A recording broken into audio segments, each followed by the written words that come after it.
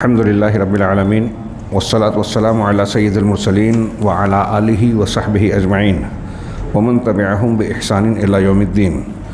اعوذ باللہ من الشیطان الرجیم، بسم اللہ الرحمن الرحیم۔ واللہ یرید ان یتوب علیکم ویرید الذین یتبعون الشہوات ان تمیلوا میلا عظیما۔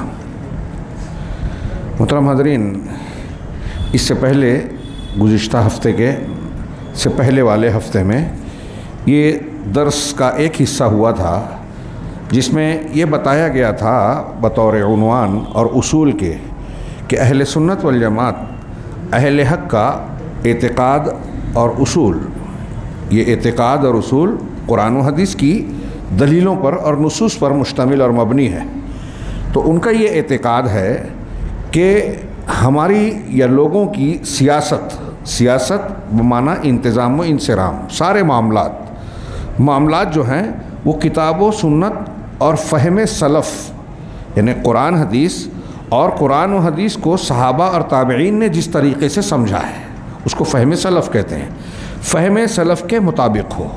چنانچہ یہ لوگوں پر آسانی کرنے کے نام پر، لوگوں کی ہمدردی کے نام پر یا عہدہ اور اقتدار کے حصول کے لیے اللہ تبارک و تعالیٰ کی شریعت میں پھیر بدل نہیں کرتے کہ حلال کو حرام کر دیں، حرام کو حلال کر دیں۔ اسی طریقے سے آج عنوان یا اصول میں ہی کہا کہ اس میڈیا کے دور میں میڈیا کے پیچھے نہیں بھاگتے کہ لوگوں کا ماحول، موڈ، مزاج کیا ہے، لوگ کیا سوچتے ہیں یا عام ایک رجحان کیا بنا ہوا ہے، اس کی مطابقت کرتے ہوئے صحیح غلط کو چھوڑ کر لوگوں کے پیچھے بھاگیں یا میڈیا کا ساتھ دینے کے لیے شریعت یا اصولوں کو پامال کر دیں۔ ایسا نہیں کرتے، بلکہ یہ اللہ تعالیٰ کی سیدھی راہ کی رہنمائی کرتے ہیں حق اور انصاف کے ساتھ، اصول اور ضابطوں کے مطابق۔ اس کی ایک حصہ اس کی تفصیل گزری۔ اس میں جو دوسرا ذیلی عنوان تھا میں نے ذکر کیا تھا وہ ہے دین پر لادینیت کا خطرہ۔ لیکن اس عنوان سے پہلے کا کہ ایک عبارت تھی جس میں ضمناً انہوں نے ذکر کرتے ہوئے علامہ ابن قیم وغیرہ کی عبارت کا حوالہ سے کہا تھا کہ دل کے اندر جس قدر حیات ہوگی، دل میں جتنی زندگی ہوگی، دل زندہ ہوگا، اسی قدر اللہ اور اس کے رسول کے لیے اس کی غیرت میں اضافہ ہوگا اور دین کے لیے اس کے اندر تڑپ ہوگی۔ یہ سمجھنے کی ضرورت ہے۔ میں نے اشارہ کیا تھا کہ یہ بڑا اہم جملہ ہے اور اعداء اسلام، دشمنان اسلام مسلمانوں کو مردہ بنانے کے لیے سب سے پہلے یا سب سے بڑھ کر جو ٹارگٹ کرتے ہیں الگ الگ مضامین، روشنیوں کے تناظر میں، یعنی راستوں سے آ کر اسلامی یا دینی غیرت کو ہی ٹارگٹ کرتے ہیں۔ جب آپ کی یا ہماری دینی غیرت مر جائے گی یا مر جائے، اللہ محفوظ رکھے، تو احساس ختم ہو جاتا ہے۔ شریعت پامال کی جائے، قرآن و حدیث کا رد کیا جائے، شرک ہو، بدعت ہو، اللہ اور رسول کی شان میں گستاخیاں ہوں، قرآن و حدیث کے احکامات کو پامال کیا جائے، توڑا مروڑا جائے، تحریف کی جائے، شریعت کی مخالفت کی جائے، بے حیائی ہو، گناہ ہو، حرام خوری ہو، کھلے عام قرآن و حدیث کی تعلیمات کی دھجیاں بکھیری جائیں، آدمی چپ رہتا ہے۔ اس کے دل میں بھی کوئی تڑپ، کوئی جذبہ، کوئی غصہ نہیں آتا۔ یہ بے غیرتی ہے۔ جب آدمی کی غیرت زندہ رہے گی تو کوئی بھی ایسی بات وہ دیکھے گا جو قرآن حدیث شریعت کے خلاف ہو، جو اللہ کو ناپسند ہے، تو اس کے دل میں بھی برائی کا یا اس کو برا سمجھنے کا جذبہ پیدا ہوگا اور اپنی طاقت کے مطابق اس کا رد عمل ظاہر کرے گا، ہاتھ سے، زبان سے یا دل سے۔ اللہ تبارک و تعالیٰ کو جو ناپسند ہے آپ کے بیچ ہو رہا ہے اور آپ اس پر مطمئن ہیں، اس کا مطلب آپ کی محبت اور اس محبت کی بنیاد پر جو دوستی اور دشمنی کا اصول قرآن و حدیث نے بتایا ہے آپ کے اندر وہ موجود نہیں ہے۔ جب غیرت دینی مر جاتی ہے تو سب سے پہلے یہ تعلق جس کو شریعت کی، قرآن و حدیث کی زبان میں ولا اور برا کہا جاتا ہے، یہ اس کی آج بہت بہت بہت ضرورت ہے۔ لوگ سمجھنے کو تیار نہیں ہیں۔ آپ کس سے دوستی کر رہے ہیں، کس سے دشمنی، اس کا اصول دیا شریعت نے، اسی کو ولا اور برا کہتے ہیں۔ ولا یعنی تعلق قائم کرنا، دوستی کرنا، برا براعت کا اظہار کرنا، بے تعلقی اور دوری اختیار کرنا۔ اب کسی سے دوستی اور کسی سے دشمنی کیوں کی جائے؟ شریعت کا اصول اور ضابطہ ہے عقیدے اور ایمان کی بنیاد پر. ہم لوگ واقعات پڑھتے ہیں اللہ کے نبی صلی اللہ علیہ وسلم کے اور سیرت صحابہ کے، تو اس میں بار بار تذکرہ آتا ہے کہ انہوں نے اپنے سگے بھائی کو چھوڑ دیا، بہن کو چھوڑ دیا، خاندان چھوڑ دی، ہجرت کر گئے. سگے بھائی کو چھوڑ دیے اور مدینہ میں جا کے انصار کو بھائی بنا لیا.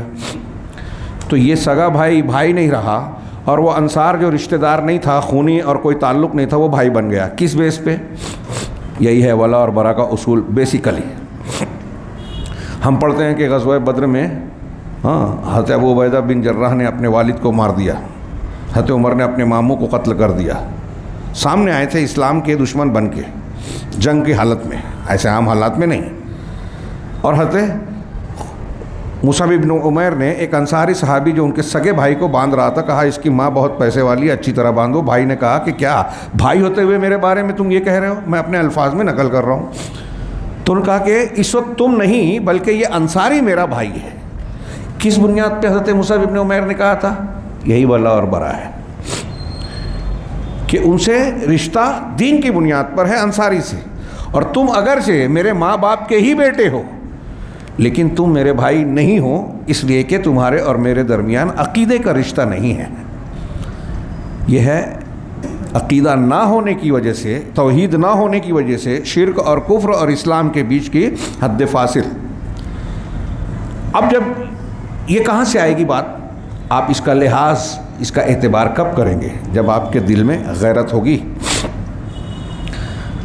اللہ کے نبی صلی اللہ علیہ وسلم کے سامنے کوئی اگر شریعت کی مخالفت ہوتی تو برداشت نہیں کرتے تھے. حضرت عائشہ کا جملہ میں نے پچھلے درس میں بھی نقل کیا تھا کہ اللہ کے نبی صلی اللہ علیہ وسلم اپنی ذات کے لیے کبھی انتقام نہیں لیتے تھے، بدلہ نہیں لیتے تھے. آپ کے ساتھ کسی نے بدسلوکی کی، بدتمیزی کی، آپ نے معاف کر دیا، یہ آپ کا اپنا اخلاق کردار ہے. لیکن اگر شریعت کے حکم کو پامال کیا جاتا، شرعی احکامات کو رد کیا جاتا، یا کوئی ایسی چیز دیکھتے جس سے شریعت پر ضرر پڑنے کا اندیشہ ہو، تب نبی کریم صلی اللہ علیہ وسلم خاموش نہیں رہتے تھے، رد عمل کا اظہار کرتے تھے، غصہ ہو جاتے تھے، چہرہ لال ہو جاتا تھا. حضرت عمر نے آپ کے سامنے توریت کا حصہ پڑھا، آپ غصے میں آ گئے. اور جب حضرت عمر کو نے دیکھا آپ کا چہرہ انور کہ غصے سے لال ہے تو ڈر گئے اور کہنے لگے رضیت باللہ ربا وبالاسلام دینا محمد، میں کوئی دوسرے دین کو نہیں، میں تو اللہ کے رب ہونے پر، اسلام کے دین ہونے پر اور آپ کے محمد صلی اللہ علیہ وسلم کے نبی ہونے پر راضی ہوں، خوش ہوں، مجھے کوئی اس سے اعتراض یا کوئی سوال نہیں ہے. تو آپ نے کہا کہ تم میرے سامنے توریت پڑھ رہے ہو، اگر جن پر توریت نازل ہوئی یعنی موسیٰ علیہ السلام وہ بھی آج زندہ ہو جائیں تو میری اتباع کے بغیر چارہ کار نہیں. کتنا صاف معاملہ ہے. یعنی عمر فاروق نبی کریم صلی اللہ علیہ وسلم کے سامنے جب توریت پڑھ رہے تھے تو اس بات کا اندیشہ پیدا ہوا کہ نبی کے سامنے پڑھنے سے یہ میسج جائے کہ توریت بھی چل سکتی ہے، اس کا ابھی بھی اعتبار ہے. جبکہ اللہ کے نبی صلی اللہ علیہ وسلم کی آمد، بعثت اور قرآن کے نزول کے بعد توریت اور موسیٰ علیہ السلام کی شریعت منسوخ ہو گئی، لہٰذا وہ نہیں چلے گی. تو آپ کے سامنے پڑھا بھی نہیں جائے گا، بلا وجہ پڑھنا بھی نہیں چاہیے. اب ہمارے یہاں کچھ لوگ دعوت و تبلیغ کا کام کرتے ہیں اور اس کو شان کی بات سمجھتے ہیں کہ قرآن سے زیادہ دوسرے مذہب کی کتابیں کوڈ کریں مسلمانوں میں. یہ مناظرے کی ضرورت کی علمی چیزیں ہیں. کوئی پوری کتاب کا. ہمارے یہاں ایک صاحب، میں کوئی نقد نہیں، ان کو سمجھ دے کتنی محنت کی ہوگی، گیتا کا ترجمہ کر دیا، چھاپ دیا، بڑا پروگرام کر رہے ہیں. کس کے لیے کیا بھائی؟ آپ کا ترجمہ غیر مسلم پڑھیں گے یا مسلمان پڑھیں گے؟ کس لیے پڑھیں گے؟ مسلمان آج قرآن پڑھنے کی فرصت نہیں ہے. اور ہم دیکھ رہے ہیں کہ کچھ ایسے دعات پیدا ہو گئے ہیں جو قرآن کی آیت ٹھیک سے نہیں پڑھتے، سنسکرت کا شلوک پڑھ کر مظاہرہ کرنے کی کوشش کرتے ہیں اور لوگ لائک بھی کرتے ہیں. لوگ ان کے ایسے لوگوں کے پیچھے بھاگتے ہیں. ایک ٹرینڈ اور ایک کیا کہیں فیشن چلا جیسے. عجیب و غریب معاملہ ہے. خیر تھوڑا سا میں آگے بڑھ گیا.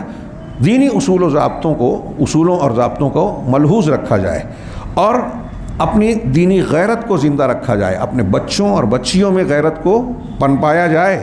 جب تک یہ غیرت زندہ ہے ہمارا دین زندہ ہے.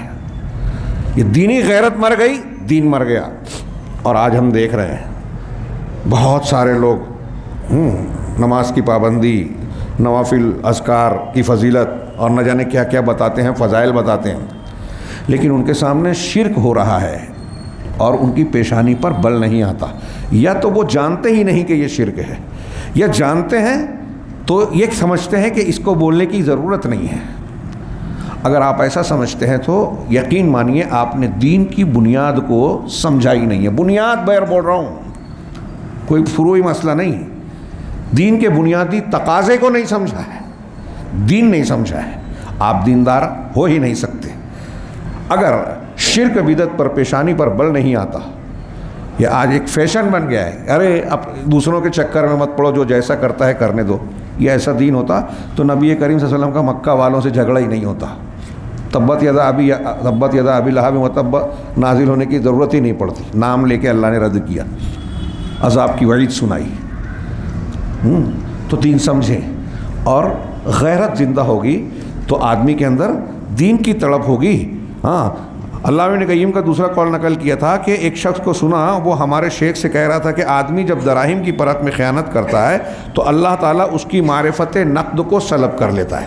لین دین میں جب وہ کرتا ہے، بے ایمانی کرتا ہے، تو اس کی سوجھ بوجھ نقد میں اس کی جانکاری کو اللہ کھینچ لیتا ہے، ختم کر دیتا ہے۔ تو شیخ نے کہا کہ اسی طرح جو دینی مسائل میں اللہ اور اس کے رسول کے ساتھ خیانت کرتا ہے، اس کی بھی معرفت چھن جاتی ہے۔ یہ اتنا جملہ کہا، آگے معنی یہی ہوا کہ اس کی بھی معرفت چھن جاتی ہے، وہ شعور سے پیدل ہو جاتا ہے اور سمجھتا ہے۔ یہ ایسے لوگ، ایک حیرت انگیز بات یہ ہے کہ اس قسم کے لوگ اپنے آپ کو چالاک سمجھتے ہیں، منافقین جیسے کہتے تھے، مسلمانوں میں مسلمانوں کے جیسے، کافروں میں ان کی طرح، ہاں، اور صحابہ کرام کو بیوقوف کہتے تھے۔ سورہ بقرہ میں ہے کہ کیا ہے وہ آیت، وَإِذَا قِيلَ لَهُمْ آمِنُوا كَمَا آمَنَ النَّاسُ قَالُوا أَنُؤْمِنُ كَمَا آمَنَ السُّفَهَاءُ، جب ان سے یہ کہا جاتا ہے کہ جیسے لوگ ایمان لائے ویسے ایمان لائے، تو لوگ کون تھے جو ایمان لائے تھے؟ اس وقت صحابہ کرام تھے۔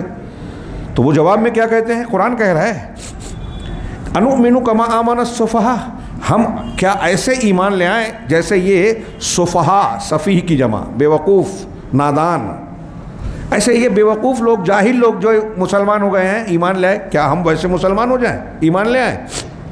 صحابہ کو بیوقوف کہہ رہے ہیں۔ اللہ تعالیٰ نے کہا الا انہم هم السفہاء، سنو یہی لوگ سفہاء ہیں، بیوقوف تو یہ ہیں، ولکن لا یشعرون، ولکن لا یعلمون، لیکن جانتے نہیں ہیں، شعور نہیں ہے ان کو اپنی بیوقوفی کا، اپنے آپ کو عقل مند سمجھ رہے ہیں اور دوسروں کو بیوقوف، جبکہ خود بیوقوف ہیں۔ یہی ہر دور کے اب بیوقوفوں کا حال ہے، اور جو دین سے جتنا دور ہے وہ اتنا بیوقوف ہے۔ وہ چاہے سیاست کے اور کسی عہدے پر، کسی چیز پر، بہت بلندیوں پر اپنے آپ کو دیکھتا ہو، بڑی دولت میں کھیل رہا ہو، عہدہ، اقتدار اور نام اور ٹی وی پہ آتا ہو، گلیمر کی دنیا ہو، اگر وہ اس غیرت دینی سے پیدل ہے تو وہ عقل سے پیدل ہے۔ اب اس تناظر میں آگے شیخ نے جو کہا، دین پر لادینیت کا خطرہ، میں نے کہا تھا یہ پچھلے درس میں ہی کھینچ کر اس کو پورا کیا جا سکتا تھا، لیکن موجودہ تناظر میں یہ جو مضمون اس میں بیان کیا گیا ہے کوئی مشکل نہیں ہے، لیکن بڑا اہم ہے۔ میں پیش کرتا ہوں۔ شیخ صالح الفوزان حفظہ اللہ نے کہا، یہ ترجمہ جو ہے عبارت کا، کہ سنگینی اور شر میں تساہل کا نقصان کسی طور بھی غلو سے کم نہیں ہے۔ ایک طرف ہے غلو کہتے ہیں حد سے تجاوز کرنا، شدت پسندی، انتہا پسندی، تو ایک طرف کہہ رہے ہیں غلو ہے، اور دوسری طرف دین میں تساہل ہے، مداہنت، سستی، تفریط، افراط حد سے بڑھ جانا، تفریط حد سے نیچے ہو جانا۔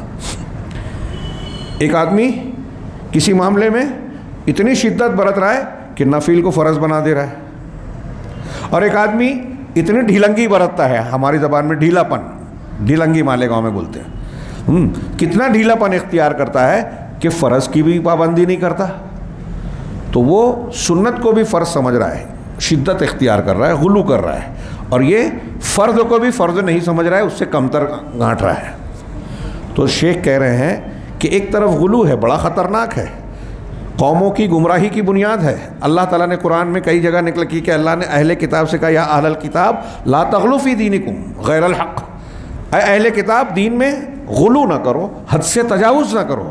اب حد سے تجاوز شخصیات میں ہوتا ہے، امام کو نبی کا درجہ دے دینا، نبی کو اللہ کا درجہ دے دینا،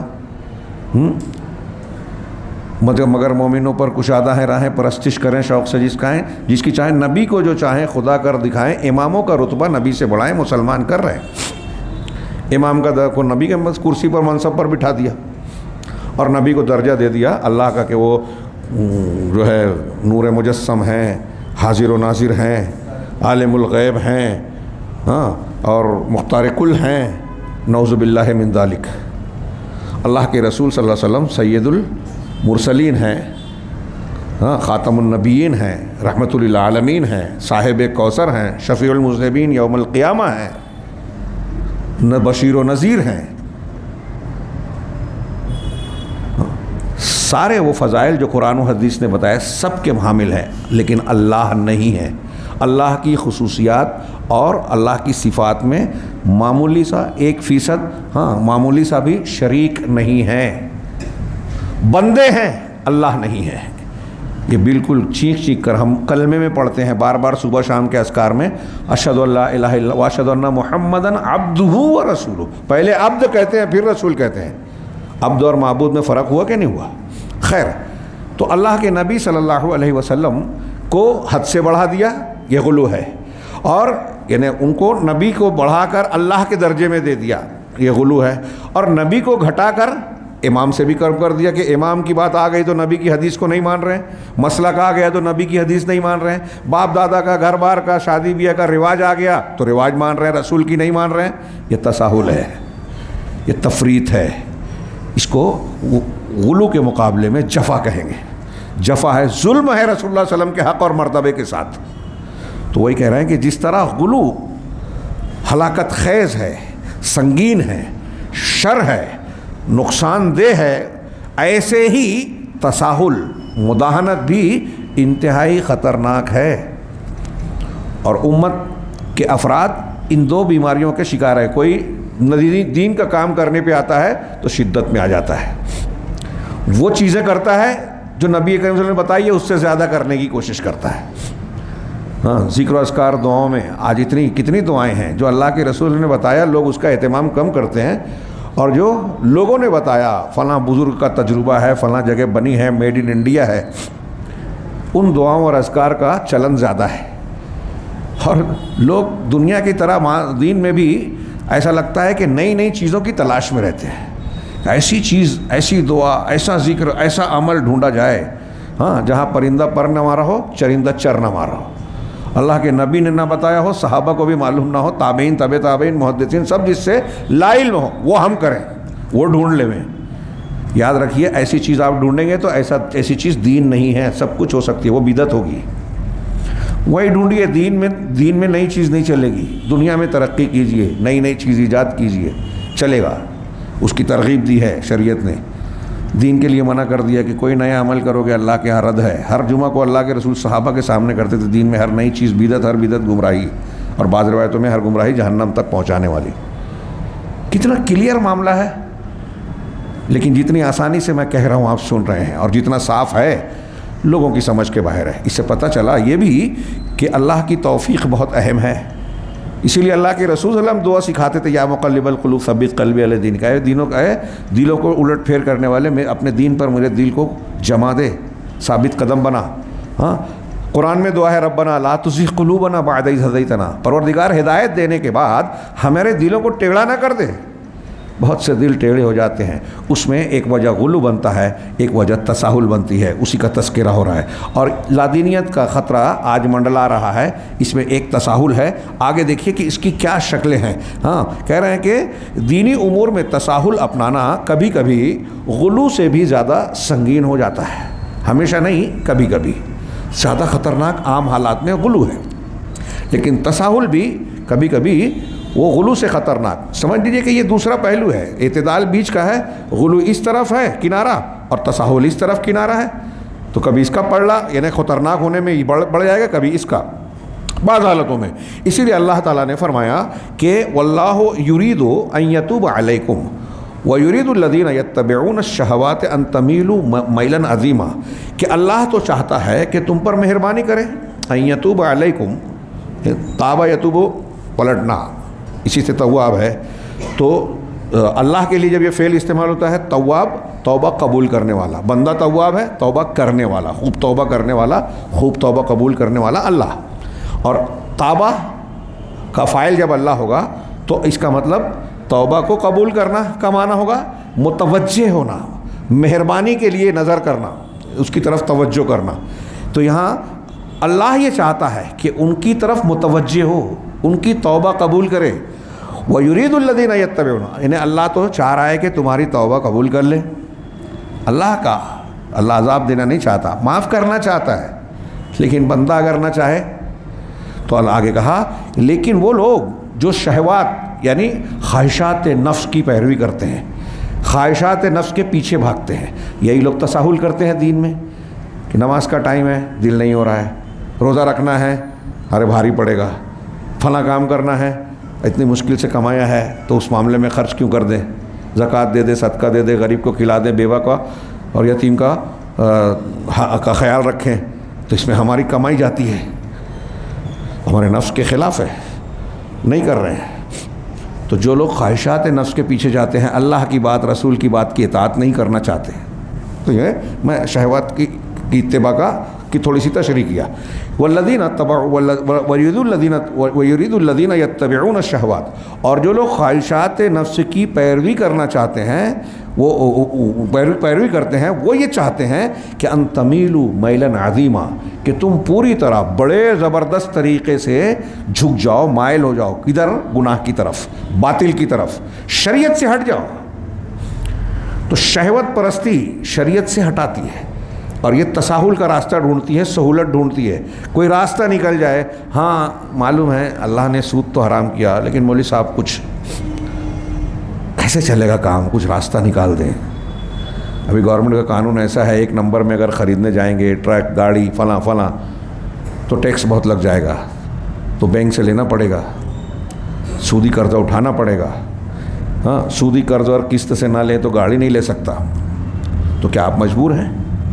آپ سیکنڈ گاڑی لیں گے تو آپ کا کام نہیں چلے گا. آپ اپنے پیسے میں گھر کے کچھ لوگوں کو پارٹنر بتا دو کاغذ پہ تو کام نہیں چلے گا. اپنی دنیاوی کام ہوتے ہیں تو دنیا کے راستے. دین کے معاملے میں جو سچائی ہے یا حق ہے، اس حلال کو ماننے کے لیے آپ کے پاس تدبیریں نہیں ہیں، ہے بھی تو قبول کرنے کے لیے تیار نہیں ہے. خیر، تو اللہ تبارک تعالیٰ کہہ رہے ہیں کہ جو لوگ شہوات کی، خواہش نفس کی پیروی کرتے ہیں، وہ چاہتے ہیں کہ پوری طریقے سے، زبر طریقے سے تم مائل ہو جاؤ. ایک دوسری آیت ذکر کی انہوں نے کہ فخلف من بعدہم خلف اضاعوا الصلاۃ واتبعوا الشہوات فسوف یلقون غیا، کہ پھر ان کے بعد ایسے نالائق جانشین، خلف سلف اور خلف بولتے ہیں نا، سلف اچھے جانشین، خلف برے جانشین. تو برے جانشین آئے، ہاں ان کی جگہ آئے جنہوں نے نماز کو ضائع کر دیا. دو فصفت ذکر کی برے جانشینوں کی اللہ نے. اضاعوا الصلاۃ، نماز ضائع کی، اللہ کا حق. واتبعوا الشہوات، اور خواہشات کے پیچھے لگ گئے، خواہشات کے پیچھے. اب دل جو بول رہا ہے وہ کر رہے ہیں، اپنے حساب سے اصول ڈھانپ رہے ہیں. اچھا یہ ایک خاص بات بیچ میں اپنی طرف سے ایک جملہ لگاؤں کہ جو لوگ خواہشات نفس کی پیروی کرتے ہیں، شریعت کو رونتے ہیں، اس کے احکامات کی مخالفت کرتے ہیں، جب آپ ان سے بات کریں گے کہ آپ یہ غلط کر رہے ہو، جو کھلی گناہ ہے اس کی بات چھوڑیے، لیکن جو راستے نکالتے ہیں وہاں وہ اس کو صحیح بتائیں گے، اور جو صحیح بتا رہا ہے اس کو بیوقوف کہیں گے. ارے یہ بیوقوف ہے، یہ مولوی کو بتائیں گے تو ہم ہندوستان میں جو ہے ترقی نہیں کر پائیں گے. کتنے سیٹ لوگ ہمارے یہاں بولتے ہیں کہ مولوی صاحب کو کاروبار نہیں سمجھتا. ان کو کاروبار نہیں سمجھتا مگر آپ کو دین سمجھتا ہے. ہاں تو فتویٰ بھی آپ ہی دے لیتے ہو اپنے آپ کو صحیح کہنے کا. عجیب بات ہے. خیر، تو کہا چنانچہ یہی متساہلین، یعنی سہولت پسندی کی بنیاد پر کیا کہتے ہیں، تساہل اور کوتاہی برتنے والے، یہی متساہلین اور دینی امور میں ڈھیل دینے والے، دین پر مضبوطی اور اعتدال کے ساتھ قائم رہنے والوں کو متشدد اور غالی کہتے ہیں. یہ جو تساہل برتتے ہیں، جو خود کوتاہی کر رہے ہیں، وہ ان لوگوں کو جو دین پر عمل کرتے ہیں کہتے ہیں کہ ارے یہ بڑا شدت پسند ہے، غالی ہے. غالی ہے، لیکن جو دین پر عمل کر رہا ہے، اب جیسے داڑھی رکھ لیا تو کچھ لوگوں نے اس کو شدت پسندی کی علامت بنا دیا. نماز کی پابندی کو کچھ لوگ کہتے ہیں کہ غلو شدت ہے.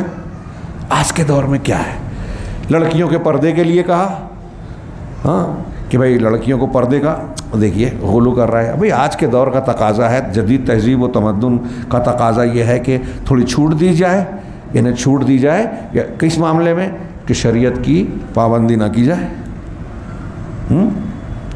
دوسری شادی کر لی تو عورتوں کا پارا گرم. مجھے ایک فون آیا، ایک لڑکی کے شوہر نے دوسری شادی کی، بڑے غصے میں مجھ سے کہنے لگی، مجھے بھی تھوڑا غصہ آیا. میں نے کہا بھائی آپ ڈائریکٹ اٹیک کر رہے ہو، کیا میری وجہ سے آپ کے شوہر نے کیا؟ کہا وہ کہہ رہے ہیں کہ آپ نے کہا. تو کہا میں نے شریعت بنائی ہے. کیا آپ قرآن نہیں مانتی؟ کہا قرآن تو مانتی ہوں مگر یہ مگر ہے. تو میں نے کہا جو آپ کہہ رہے ہیں وہ قرآن کو نہ ماننے کی بات ہے اور صحیح ہے. اگر آپ قرآن مانتے ہیں تو اس پہ اعتراض کیوں؟ یہ مت اعتراض کیجئے کہ دوسری کیا تیسری کیا، یہ اعتراض کیجئے کہ حق نہیں دیتا، شریعت کی پابندی نہیں کرتا، انصاف نہیں کرتا. جب آپ اس کو چھوڑ کے یہ کہتے ہو کہ بھائی ایک میں تو کام ہو رہا ہے نا، کیا ضرورت تھی دوسرے کی، ہمارے یہاں ماحول ہے کیا، تو یہ اب آپ اعتراض اس کی دوسری شادی پہ نہیں کر رہے ہیں، اللہ کی اجازت پہ، اللہ کی شریعت پہ کر رہے ہیں، رسول اللہ صلی اللہ علیہ وسلم کی سنت پہ اعتراض کر رہے ہیں. ہاں تو ہمارے یہاں کچھ لوگ جو ہے اس کو بالکل کہتے ہیں نہیں ہندوستان میں ٹھیک نہیں ہے.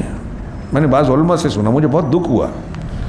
ہاں ایسے علماء بھی جن کے علم کا ہم لوہا مانتے ہیں، ہاں ہمارے اساتذہ میں سے ایسے مطلب اس درجے کے بعض علماء کہتے ہیں ہندوستان کے لیے ٹھیک نہیں ہے. تو میں نے ان سے سوال کیا اس کا مطلب یہ کہ اللہ اور رسول کا دین ہندوستان کے لیے سوٹیبل مناسب نہیں ہے، آپ یہ کہنا چاہتے ہیں؟ کہا نہیں یہ نہیں کہہ رہا ہوں، یہی تو کہہ رہے ہیں آپ. ہم غلط ہیں. وہ جو علامہ اقبال کا بڑا مشہور مصرع ہے، خود بدلتے نہیں قرآن کو بدل دیتے ہیں. ہمارا ماحول ہم نہیں بدل پا رہے ہیں، ہماری معاشرت ذہنیت نہیں بدل پا رہے ہیں، دوسرے دھرم کا اثر ہے ہمارے مذہب کے لوگوں پر، ہمارے سماج اور معاشرے پر. اچھے لوگ اچھا کام کرتے نہیں ہیں، برے لوگ دو کرتے ہیں، ظلم کرتے ہیں، عیاشی کرتے ہیں اور بدنام ہوتا ہے دین. جیسے ہماری تساہل تشدد کی وجہ سے اسلام پر بٹا لگتا ہے، ہمارے غلط فتووں پر اسلام کا مذاق اڑتا ہے کہ دیکھیے ان کے یہاں حلالہ ہے، جبکہ حلالہ اسلام میں نہیں ہے، حنفی مسلک میں ہے. اسے بھی وہ ان کے پرانے علماء حرام کہتے ہوئے فتویٰ دیتے ہیں. دیکھا جائے تو اس مسلک میں بھی حقیقتاً نہیں ہے لیکن وہاں فتویٰ دیا جاتا ہے. تو ان کا جرم پورے اسلام پر داغا جاتا ہے کہ دیکھیے اسلام میں ایسی گندی بات ہے. ہاں مسلک پر ابھی میں نے کہا حنفی مسلک کو بولوں گا تو لوگ بہت سارے چڑ جائیں گے، کھڑے ہو جائیں گے، لیکن ارون شوری اور اس قسم کے لوگ اسلام پر دھبا لگائیں گے، یہ خاموش رہیں گے. کیا دین ہے؟ یہ تساہل ہے، یہ بھی تساہل ہے، جرم ہے بہت بڑا، خاص طور سے اہل علم کا. ہاں بے غیرتی ہے. چنانچہ وہ ہے کہ اعتدال پر رہنے والوں کو یہ متساہلین متشدد اور غالی کہتے ہیں. اور خود دین و اخلاق میں ان کا اپنا معاملہ کیا ہوتا ہے؟ دین و اخلاق میں اباحیت اور انحلال کو سب جگہ تنازل اختیار کر لینا.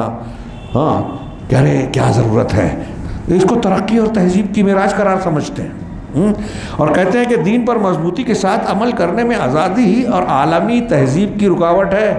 یعنی ایک انسان کی جو آزادی ہے اور دنیا بھر کی جو تہذیب و تمدن کی چمک دمک چل رہی ہے، اگر آپ دین پر عمل کرنے کے لیے کہیں گے تو اس آزادی پر روک لگ جاتی ہے اور اس میں رکاوٹ پیدا ہو جاتی ہے. نتیجہ کیا نکلتا ہے کہ دین اور دینی احکام میں لوگوں نے تنازل اختیار کیا، نصوص کتاب و سنت اور سنتوں کی تخفیف کی مذاق اڑایا. ہاں ان کو یہ رویہ اختیار کیا، بعض مرتبہ دین میں تحریف اور تعویل تک کر گئے. یہ میں اپنی طرف سے وضاحت کر رہا ہوں. ہاں ہمارے ہاں دیکھیے اب مولانا مودودی صاحب، یوسف القرضاوی صاحب، سید قطب صاحب، ان کی تحریریں پڑھیے تو ان کے فتوے حالات کے حساب سے گئے. ارے قرضاوی صاحب نے کہا وہ مخلوط تعلیم میں کوئی حرج نہیں، جدید دور کے حالات کا تقاضا ہے. بتائیے آپ یہ کہیں گے کہ بھائی کہیں اگر مجبوری ہے اور مجبوری میں یہ جائز ہے، اس کے بغیر چارہ نہ ہو تو ہمارا احتیاط کر کے اس کی گنجائش ہو سکتی تھی. لیکن ایک چیز جو بالکل واضح طور سے غلط ہے، آپ کہہ رہے ہیں کہ وہ کوئی بات نہیں ہے. علامہ البانی نے عورتوں کی ڈرائیونگ کے جائز ہونے کا فتویٰ دے دیا تو لوگ بہت چلاتے ہیں. علامہ البانی نے کہا کہ میں ڈرائیونگ کہہ رہا ہوں نا. اب ایک عورت جو ہے گدھے پر اونٹ پر سوار ہو کے چل سکتی ہے تو اس میں زیادہ پردہ ہے یا گاڑی میں ڈرائیونگ کر رہی ہے اس میں زیادہ پردہ ہے؟ اختلاف ہو سکتا ہے لیکن یہ تو زیادہ ان کی مضبوط بات ہے نسبتاً. تو یہاں چونکہ سلفی ہیں، ان کی باتیں کتاب و سنت تو اس پر اعتراض ہے. لیکن چہرہ بلکہ بدن کھول کے اور زیب و زینت کا مظاہرہ کر کے کالج میں پڑھنا، دوسروں سے دوستی کرنا، بوائے فرینڈ بنانا، اس کی کوئی گنجائش نکال دی علماء نے۔ اب ہمارے یہاں جتنے لوگ بینک کے کام کرمچاری ہیں، لکھنے والے ہیں، کلیکٹر ہیں، ہاں کام کر، ان کی جیب میں فتویٰ ہے کہ ہندوستان میں چلے گا۔ حنفی مسلک میں ایک جھوٹی حدیث کی بنیاد پر، جو حدیث نہیں ہے لیکن مشہور ہو گئی، امام زیلی کہتے ہیں، جو ہدایہ کی شرح کرتے ہیں حنفی عالم، حاشیہ لکھا ہے کہ مجھے یہ حدیث کہیں نہیں ملی کہ دارالحرب میں سود جائز ہے۔ اب ہندوستان کو وہ دارالحرب بولیں گے تو پھنس جائیں گے، اس لیے وہ بولتے نہیں ہیں لیکن اندر سے فتویٰ دیتے ہیں کہ سود چلے گا انڈیا میں۔ اور بڑے بڑے علماء کی ایک کمیٹی بنی ہے۔ ہاں مجھے بہت حیرت ہوتی ہے، جو آج اسٹاک ایکسچینج کے جو پیسہ کمپنیوں کی لسٹ جاری کرتے ہیں کہ اس مہینے یہ 50 یا 30 کمپنی جو ہے اس میں پیسہ لگا سکتے ہیں، کوئی حرج نہیں، نیا نیا اصول بنایا۔ ایک جگہ پڑھا کہ وہ 33% سے کم سود ہو تو کوئی بات نہیں۔ کہاں سے لائے یہ اصول؟ وہ اللہ کے رسول صلی اللہ علیہ وسلم نے 1/3 کا جو وراثت میں حکم دیا، تو اس سے اس کا کیا تعلق کہ 1/3 سے زیادہ کی وصیت نہیں کر سکتے یا صدقہ نہیں کرنا چاہیے، مرنے کے بعد بال بچوں کے لیے بھی چھوڑنا چاہیے، اس سے اس کا کیا تعلق؟ ابھی کچھ لوگوں نے بتایا کہ ہمارے یہاں کچھ مفتیان گرامی ہیں، ہاں جو شہر شہر بستی بستی گھوم پھر کر لوگوں کو ترغیب دے رہے ہیں، اور خاص طور سے علماء کو، مؤذنین کو، کہ بھائی ان کی تنخواہ آپ بہت کم دیتے ہیں، ان کی ضروریات ہوتی ہیں، ان کے مسائل ہوتے ہیں، تو اس کو کیسے پورا کریں گے؟ تو اس کا ایک راستہ یہ بتایا انہوں نے کہ اسٹاک ایکسچینج میں ان کے نام سے جو ہے پیسہ ڈالا جائے، شیئر خریدے جائیں۔ انا للہ و انا الیہ راجعون۔ اور پھر اس کو گھما پھرا کے جائز بتانے کی کوشش۔ ابھی میں جو باتیں کہہ رہا ہوں اسٹاک ایکسچینج کے تعلق سے، اس پر بھی لوگ سوال کہ ارے یہ تو اسٹاک ایکسچینج کو بھی غلط کہہ رہے ہیں، تو پھر مسلمان ترقی کیسے کرے گا؟ جو اسٹاک ایکسچینج میں کام کر رہے ہیں وہ ترقی کر رہے ہیں کیا؟ لوگ کتنے کلاش ہو رہے ہیں، سودی بزنس کرنے والے کتنے، تھوڑے دن اونچ نیچ دکھتی ہے کہ ہم کام کر رہے ہیں۔ میں اکثر کہتا ہوں 20 لاکھ کا ٹرن اوور ہے، ہم کو دکھ رہا ہے کہ ارے بڑی شان سے ہے، بینک سے کاروبار ہے، سودی قرضہ ہے، اتنے ٹرک، اتنے بس اور اتنے پھلاں چل رہے ہیں، لیکن یہ نہیں معلوم ہے کہ 40 لاکھ کا قرضہ ہے اس کے اوپر۔ تو 20 لاکھ کا ٹرن اوور کر رہا ہے، 40 لاکھ کا قرضہ ہے، تو مائنس ہے کہ پلس ہے؟ کیا بولیں گے اس کو؟ مائنس ہے نا، چین کی نیند سو نہیں پاتا، اور ایک ٹھیلے گاڑی پر روز کام کرنے والا محنت کش حلال کماتا ہے، آرام سے سو جاتا ہے۔ یہ مالدار ہے اس 20 لاکھ کے ٹرن اوور والے کے مقابلے میں، وہ غریب ہے جس کے پر 40 کا قرضہ ہے، اور آج نہیں تو کل ہو جائے گا قرضہ۔ اللہ تعالیٰ نے قرآن میں کہا یمحق اللہ الربا، اللہ سود کو مٹاتا ہے، تو پکی بات ہے اللہ کی ہو کر رہے گی، حرام میں برکت نہیں ہوگی۔ تو خیر اسٹاک ایکسچینج کی یہ بات، اور میں کہہ رہا ہوں یہ اتنی خطرناک ہے، علماء ترغیب دے رہے ہیں اور مسجد والوں کو بول رہے ہیں۔ میں نے سنا کوئی مجھے ڈائریکٹ میں ایک دوست بتا رہے تھے کہ کوئی صاحب ہیں جلگاؤں کے مفتی صاحب ہیں، یا وہ مفتیوں کا حوالہ دیتے ہیں اور شہر شہر جا کے اس کی ترغیب دے رہے ہیں، پیسے لگوا رہے ہیں۔ اسٹاک ایکسچینج کے کمپنیوں کے جو اصول ہیں، اصول ضابطے، بیسیکلی بنیادی طور سے میں جہاں تک جانتا ہوں سمجھنے کی کوشش کی، اس کی باریک اصول ضابطوں کو نہیں مانتے، ہم اس لائن کے نہیں ہیں، لیکن جو اس کے بنیادی اور اصول ہیں اور جو کچھ سامنے آتا ہے اس میں آج تک کوئی ایک کمپنی یا ایک بھی چیز شریعت کے اصول کے مطابق نظر نہیں آئی۔ وہاں لسٹڈ ہونے کے لیے کمپنیوں کو جو ہے ریزرو بینک سے لون لینا ہی پڑتا ہے۔ اور سب سے بڑی بات میرا ایک سوال ہے کہ جب ایک اس کے جائز ہونے کی لوگ بحث کرتے ہیں کہ وہ جائز ہے، تو بتاتے ہیں کہ اسلام میں پارٹنرشپ ہے، مشارکت ہے، وغیرہ وغیرہ۔ چلو ٹھیک ہے، نفع نقصان میں شرکت، یہ موٹی سی بات، ابھی باریک اصول جانے دیجیے۔ میں نے کہا ٹھیک ہے، آپ اور میں نے مشارکت کی، دونوں کا برابر پیسہ ہے، کم زیادہ ہے، محنت ایک کی، پیسہ ایک کا، کئی شکلیں ہو سکتی ہیں، اس کے مطابق آپ نے ایگریمنٹ کیا، اور کوئی چیز بزنس کر رہے ہیں، بیچ رہے ہیں، خرید رہے ہیں، اور پھر اس کے بعد جو ہے ٹرن اوور جو بھی ہوا اس کے مطابق کیا نفع کیا نقصان ہوا، اس میں پرسنٹیج کے حساب سے آپ نفع یا نقصان کو کا بٹوارا کرتے ہیں۔ اسٹاک ایکسچینج میں جو لوگ شیئر خریدتے ہیں، موٹی سی میرا موٹا سا سوال ہے، آپ غور کیجئے کہ میں نے آج یا آپ نے شیئر خریدا، 100 روپئے کا، ایک 200 روپئے کا، 1000 جو بھی خریدا، آپ اس شیئر کو خریدنے کے بعد جس کمپنی کا شیئر حصہ خریدا ہے، کیا آپ اس کے سالانہ ٹرن اوور کا انتظار کرتے ہیں کہ میرے پاس اتنے شیئر ہیں، اب اس کا جب اتنا ہوگا ٹرن اوور جو بھی ہوگا، منافع ہوگا، تو شیئر کے مطابق میں کمپنی سے منافع لوں گا، میرا پیسہ اس میں لگا ہے پارٹنرشپ میں تو میں پیسہ لوں؟ کیا ایسا ہوتا ہے؟ جی نہیں ہوتا۔ بلکہ آج ایک آدمی شیئر خریدتا ہے تو سوچتا ہے کہ 1 گھنٹے بعد، 2 گھنٹے بعد، 1 دن کے بعد، 2 دن کے بعد، 1 مہینے کے بعد اس کی قیمت خوب جب چڑھ جائے تو میں اسی کاغذ کو بیچ دوں۔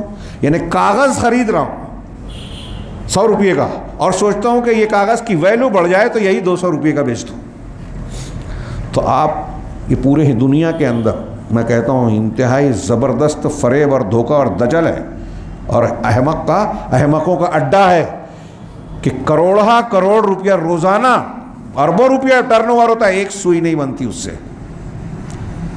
میں نے آپ کو شیئر بیچا، انہوں نے اس کو بیچا، انہوں نے اس کو بیچا، ہر ایک ٹیکس دے رہا ہے، اس شیئر سے پیسہ ادھر سے ادھر ہو رہا ہے، ایک سوئی نہیں بن رہی ہے۔ کیا یہ بزنس ہے؟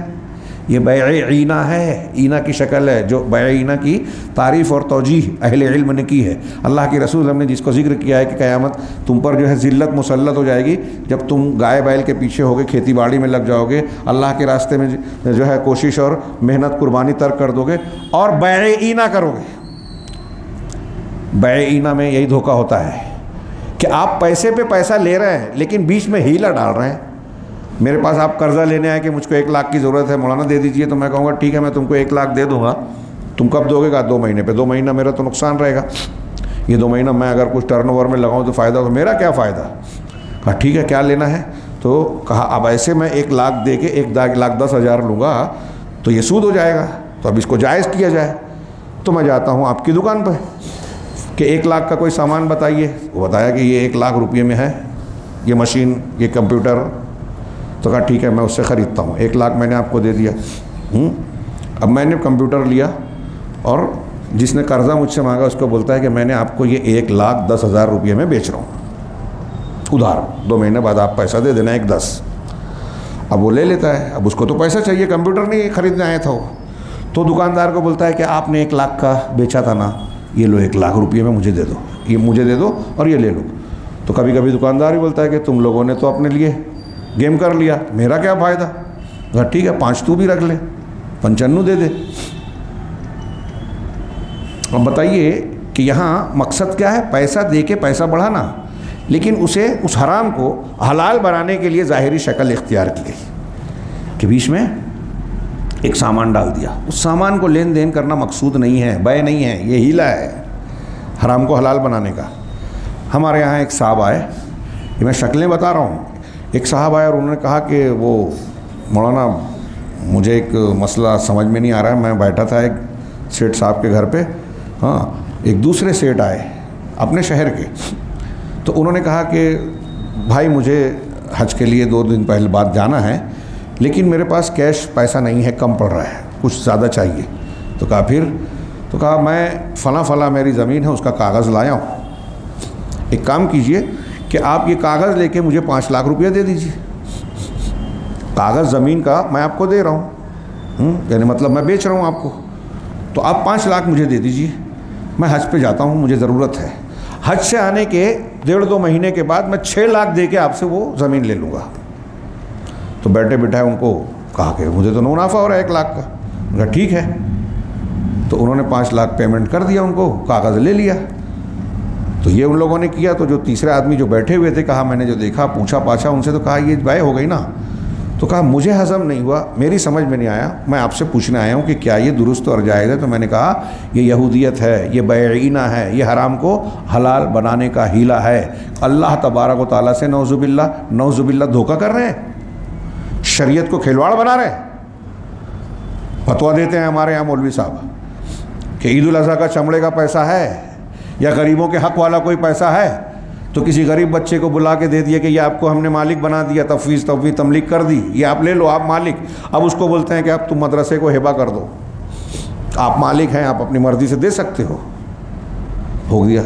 یہ بھی ایک مدرسے کے ٹرسٹی مجھ سے پوچھنے آئے، ہمارے مدرسے میں ایسا کیا گیا، میری سمجھ میں نہیں آ رہا ہے، نئے بنے تھے وہ، تو میں نے ان کو یہ جواب دیا تھا کہ یہودیت ہے، مچھلی والا معاملہ، چربی والا معاملہ، کہ اللہ نے چربی کو حرام کیا تو انہوں نے اس کو پگھلایا، بیچا اور پیسہ کھایا۔ یہ اللہ کے رسول نے کہا لعنت ہے ان پر، سنیچر کے دن کا شکار بند ہے تو جمعہ کو جال لگایا، اتوار کو نکالا۔ دلیل بھی دیتے ہیں کہ بریرہ کو گوشت ہبہ کیا گیا تھا، صدقہ۔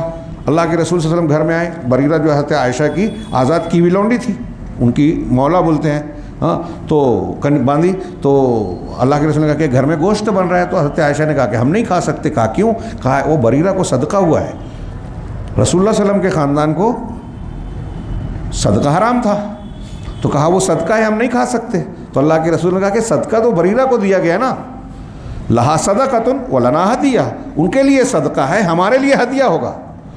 تو اسی کو فٹ کر کے یہاں کہہ دیا کہ غریب بچے کو دے دیا تو وہ اس کو ہم نے صدقہ دے دیا، اب وہ اپنے مرضی سے ہبہ کر رہا ہے تو ہمارے لیے ہدیہ ہو گیا۔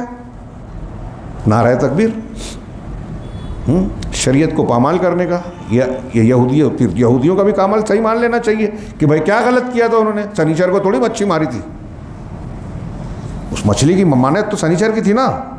خیر، تو میں نے کہا، ان سے پوچھا کہ اچھا یہ بتائیے کہ جو بچے کو دیا انہوں نے کہ یہ 4 لاکھ 5 لاکھ 10 لاکھ جو ہے ہم دے رہے ہیں، اب آپ ہبہ کرو، اگر بچہ یہ بولے کہ میرے ابا اماں بہت غریب ہیں، یا میرے گھر میں جو ہے مسئلہ ہے، گھر ٹوٹا ہوا ہے، چھت لگانا ہے، تو میں یہ 10 لاکھ گھر بھیج دیتا ہوں، یا چلیے 5 لاکھ 6 لاکھ بھیج دیتا ہوں، میرا پیسہ ہے تو میں اپنے گھر میں استعمال کر لیتا ہوں، ضرورت ہے میرے ماں باپ کو، تو کیا یہ مدرسے والے بھیجنے دیں گے؟ کہا بالکل نہیں۔ کا مالک کیسے بنایا پھر؟ ابھی یہاں جتنے لوگ بیٹھے ہیں سب کی جیب میں کچھ نہ کچھ پیسہ ہوگا۔ فرض کیجئے مسجد کو ضرورت ہے، جماعت کے کسی کام کی ضرورت ہے، تو میں آپ کو جبر کر سکتا ہوں کہ آپ کی جیب کا جتنا پیسہ ہے سب خالی کر دو، دے دو مسجد کو؟ میں اپیل کروں گا، ساری جگہ یہی ہوتا ہے کہ بھائی آپ اللہ کے راستے میں خرچ کیجئے، بڑھ چڑھ کر حصہ لیجئے، تو آپ کا دل چاہے گا تو دیں گے، نہیں چاہے گا تو نہیں دیں گے۔ آپ کی جیب میں 100 روپیہ ہے، آپ چاہے تو 100 کا 100 دے دیں، آپ چاہے تو 10 روپیہ دیں، آپ چاہیں تو 20 روپیہ دیں، یہ آپ کی مرضی ہے نا۔ کوئی فورس کر سکتا ہے کیا؟ کسی کو اختیار ہے کیا؟ یا آپ پر جبر ہے کیا؟ لیکن اس مدرسے کے بچے کو جس کو آپ نے ہبہ کیا، پوری رقم 100% بولتے ہو دے دے، اور بیچارے کے پاس کچھ ہے بھی نہیں، جب غریب ہے تو سیٹ آدمی اپنا پورا پیسہ نہیں دیتا جیب کا، لیکن اس غریب کو جو ابھی دیا ہے آپ نے، اس کو بولتے کہ ابھی ہبہ کر۔ تو مقصد کیا واضح نہیں ہے؟ شریعت کے ساتھ کھلواڑ نہیں کر رہے ہیں آپ۔ یہاں ہمارے یہاں اس طرح عمل ہوتا ہے، رمضان آتا ہے تو ہمارے یہاں زمینوں کی خریدی بکری شروع ہو جاتی ہے تاکہ پیسہ زمین میں لگا دے، زکوٰۃ سے بچ جائے۔ یہ مولویوں نے راستہ بتایا ہے زکوٰۃ سے بچنے کے لیے، اس شریعت کو پامال کرنا ہے۔ یہ آپ کسی زمین کو خرید رہے ہیں اور آپ کی نیت ہے کہ بیچ کر میں اس کا نفع لوں گا، تو وہ مال تجارت ہے، اس میں زکوٰۃ دینا پڑے گی۔ تو اس طریقے سے میں یہ جو کچھ مثالیں دیا، ایسی آپ ابھی غور کریں گے تو 50 مثالیں ہمارے ارد گرد نظر آئے گی کہ ہمارا تعامل تساہل کا ہے، اور یہ جب بڑھتا ہے تو دینی احکام میں رد و بدل تک کا معاملہ جاتا ہے۔ لوگ تعویل کرتے ہیں، تنازل اختیار کرتے ہیں۔ میں نے اس سے پہلے کئی مرتبہ کہا کہ شادی بیاہ کا معاملہ ہے، ارے کہاں روز ہوتی ہے، عورتوں کی خواہش ہوتی ہے، تھوڑا موڑا کر لیا تو کیا آ گیا، چلو ٹھیک ہے۔ اسکول کالج جا رہے ہیں، ارے آج کی تہذیب و ترقی کی ضرورت ہے، لڑکیاں اگر پیچھے رہ جائیں گی تو پھر مسئلہ ہو جاتا ہے، شادی کے بعد پتہ نہیں شوہر کیسا ملتا ہے، تو کمانے ومانے کے لیے ڈگری ضروری ہے، ڈگری کے لیے کالج جانا، اور کالج کا ماحول یہ ہے تو پھر ہم تھوڑا برداشت کر لیں گے، کسی مرد سے تعلق ہے تو بھی کیا حرج ہے، عمر کا تقاضا ہے، غیر مسلم سے تو تقاضا ہے، اور وہ چلی گئی تو پھر اس کے بعد جو ہے ناک کٹا کے گھر میں بیٹھے۔ وہ بھی جب آپ نے جو کیا اس کا تقاضا اور نتیجہ ہے، تو وہاں بھی آپ تنازل اختیار کر رہے ہو۔ نماز میں ہاں روز تو پڑھتے ہیں، چلو 2 ٹائم کی ایک ساتھ پڑھ لیں گے، 3 ٹائم کی 5 ٹائم کی، ارے جمعہ کی پڑھ لیں گے۔ تنازل نماز میں، روزہ بہت بھاری پڑتا ہے، مزدور ہے تو مزدوری کم نہیں کریں گے کہ فرض ہے اللہ کا، روزہ چھوڑ دیں گے۔ تو سب جگہ تو یہی ہے کہ ارے ضروری ہے کیا داڑھی؟ مولانا مودودی صاحب اور جماعت اسلامی اور یہ فروعات ہے نا، داڑھی میں دین ہے کیا؟ یہ کپڑے کے پیچھے پڑے رہتے مولوی لوگ، لمبا ہو گیا تو کیا حرج ہے، فیشن ہے بھائی۔ عورتیں تھوڑا برقع نہیں پہنتی تو ضرورت ہے بھائی، جدید تہذیب کا تقاضا ہے۔ تو میں بتا رہا ہوں، کوئی میدان بتائیے آپ ایسا، سودی لین دین ہے وہاں بولتے ہیں ارے ضرورت ہے، بے پردگی ہے ارے ضرورت ہے، شادی بیاہ میں بیجا رسوم رسم ہے، ضرورت ہے، حلال حرام میں ضرورت ہے، سودی لین دین، کون سا مسئلہ ہے؟ آپ اپنے یہ شہوت کی بنیاد پر آپ دین بدل رہے ہو۔ وہی یہ کہہ رہے ہیں کتنی خطرناک ہے تہذیب، کہیں الگ الگ عنوان اور ہر میدان میں ہے۔ آپ پورے دین کے اوپر پابندی کرتے ہو، کہیں ایک آدھ جگہ ہو جائے تو سمجھ میں آتا کہ چلو ٹھیک ہے یہاں غلطی کر رہا ہے، لیکن ہر میدان میں آپ کے پاس عذر ہے، بہانے ہیں، تساہل ہے۔ اور انہی میں سے کوئی کہتا ہے، اب آگے ایک بات کہ انہی میں سے کوئی کہتا ہے کہ دین تو بڑا آسان ہے۔ اب شریعت میں راستے ڈھونڈنے ہیں تو ایک ہتھیار یہ ہے کہ دین تو آسان ہے، اللہ تعالیٰ کے رسول نے کہا دین و یسرن، دین آسان ہے، اور یہ مولوی صاحب تو بہت مشکل بتا رہے ہیں۔ دین آسان ہے، جس سے وہ دراصل شریعت سے آزادی چاہتا ہے۔ دین کو آسان بول کر وہ جو قرآن و حدیث کے احکامات ہیں اس کو پامال کر کے اس سے نکلنا چاہتا ہے۔ ایسے لوگوں سے ہم کہیں گے، ان کا جواب یہ دیں گے کہ ہاں دین بالکل آسان ہے، بالکل صحیح ہے، مگر اپنے احکام اور شرعی رخصتوں میں یہ آسان ہے۔ انسان کی کیا طاقت ہے، اس کی کیپیسٹی ہے اور اس کی کیا ضرورت ہے، اس کا اعتدال کے ساتھ سب سے زیادہ ادراک اور علم کس کو ہے؟ وہ جس نے انسان کو پیدا کیا۔ انسان کی نفسیات، انسان کی طاقت، ذہنی صلاحیت، جسمانی صلاحیت اور قوت کو جو جانتی ہے اسی نے شریعت بنائی اور کہا دین آسان ہے۔ تو جو اس نے کہا کہ روزہ رکھنا ہے وہ روزہ انسان کے لیے آسان ہے، 5 وقت کی نماز ہے وہ انسان کے لیے آسان ہے۔ اب ان احکامات میں جو شریعت نے دیے ہیں اس میں آسانی کے اور بھی کئی پہلو ہیں۔ اس میں سے ایک یہ ہے کہ آپ کی کنڈیشن کیا ہے، آپ کی حالت کیا ہے، اس اعتبار سے شریعت آپ کو رخصتیں دیتی ہے۔ ان کی رخصتوں میں چنانچہ تمام حالتوں کی مناسبت سے وہ امور کو مشروع کرتا ہے اسلام، اللہ رب العالمین کا دین، کہ آپ کی کنڈیشن کیا ہے، آپ کی حالت کیا ہے۔ چنانچہ حالت صحت میں کچھ اور تو حالت مرض میں کچھ۔ حالت صحت میں کچھ احکام ہیں تو حالت مرض میں آپ صحت مند ہیں تو جنبی ہونے پر آپ کو غسل کرنا ہے۔ آپ پانی کا استعمال نہیں کر سکتے، اتنے بیمار ہیں تو آپ تیمم کر سکتے ہو۔ شریعت کا حکم بدل گیا آپ کی کنڈیشن کو دیکھتے ہوئے، سہولت یہ دی اللہ نے۔ آپ کو روزہ رکھنا ہے جب آپ گھر پہ ہو، مقیم ہو، صحت مند ہو، بالغ ہو، لیکن اگر آپ سفر میں ہو شریعت نے آپ کی کنڈیشن کی بنیاد پر رخصت دے دی۔ بیمار ہو رخصت دے دی۔ کوئی ایسی عورت ہے جو حمل سے ہے اور روزہ رکھنے سے نقصان اور شدت کا اندیشہ ہے، رخصت مل گئی عذر شرعی کی بنیاد پر۔ ہاں اسی طریقے سے کچھ حالت خوف اور سفر میں کچھ، تو حالت امن اور اقامت میں کچھ۔ سفر کی حالت میں اللہ نے کچھ احکامات دیے، جو مقیم ہونے کی حالت میں تھی وہاں رخصت دے دی کہ آپ پر یہ پابندیاں نہیں رہی، کہ سفر میں جمعہ کی فرضیت نہیں رہی، سفر میں جو ہے نماز قصر ہو گئی، سفر میں چاہو تو روزہ چھوڑ سکتے ہو، بعد میں رکھنا ہوگا۔ ہاں اور حالت اقامت میں کچھ شریعت کی سہولت کی شکلیں بتا رہے ہیں۔ آسانی کا مطلب یہ بالکل نہیں ہے۔ اسی طریقے سے ہم ناپاکی اور پاکی جیسے عورتوں کو پیریڈ آتے ہیں، ہاں بچے کی ولادت ہوتی ہے، ان حالتوں میں اللہ تعالیٰ نے الگ سہولت دی ہے۔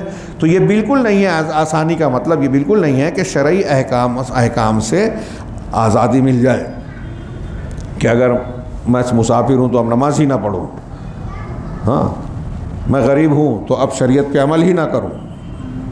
ٹھیک ہے آپ زکوٰۃ نہیں دے سکتے، فرض ہے زکوٰۃ، لیکن کس پر؟ صاحب نصاب پر۔ صاحب نصاب نہیں ہے، فرض ختم۔ حج جس کو طاقت ہو اس پر فرض ہے۔ اسی طریقے سے سارے معاملات میں آپ کی ہماری استطاعت کا لحاظ کیا ہے شریعت نے، کہ آپ کی جو طاقت ہے، اللہ تعالیٰ نے ایک کامن بات کہہ دی قرآن میں، فاتقوا اللہ ما استطعتم، جتنی تمہارے اندر استطاعت ہے اتنا اللہ سے ڈرو۔ جہاں آپ مجبور ہیں، جس کام کی آپ کو طاقت قوت نہیں ہے، اللہ اس کے بارے میں آپ سے باز پرس نہیں کرے گا، آپ اس کے مکلف اور پابند نہیں ہیں۔ چنانچہ نبی کریم صلی اللہ علیہ وسلم کو جب بھی 2 چیزوں کے درمیان اختیار دیا جاتا تھا، شریعت کی سہولت دیکھیے کہ 2 چیزوں میں اختیار شریعت نے دیا ہے، تو ان میں جو آسان ہوتا اسی کو اختیار کرتے تھے۔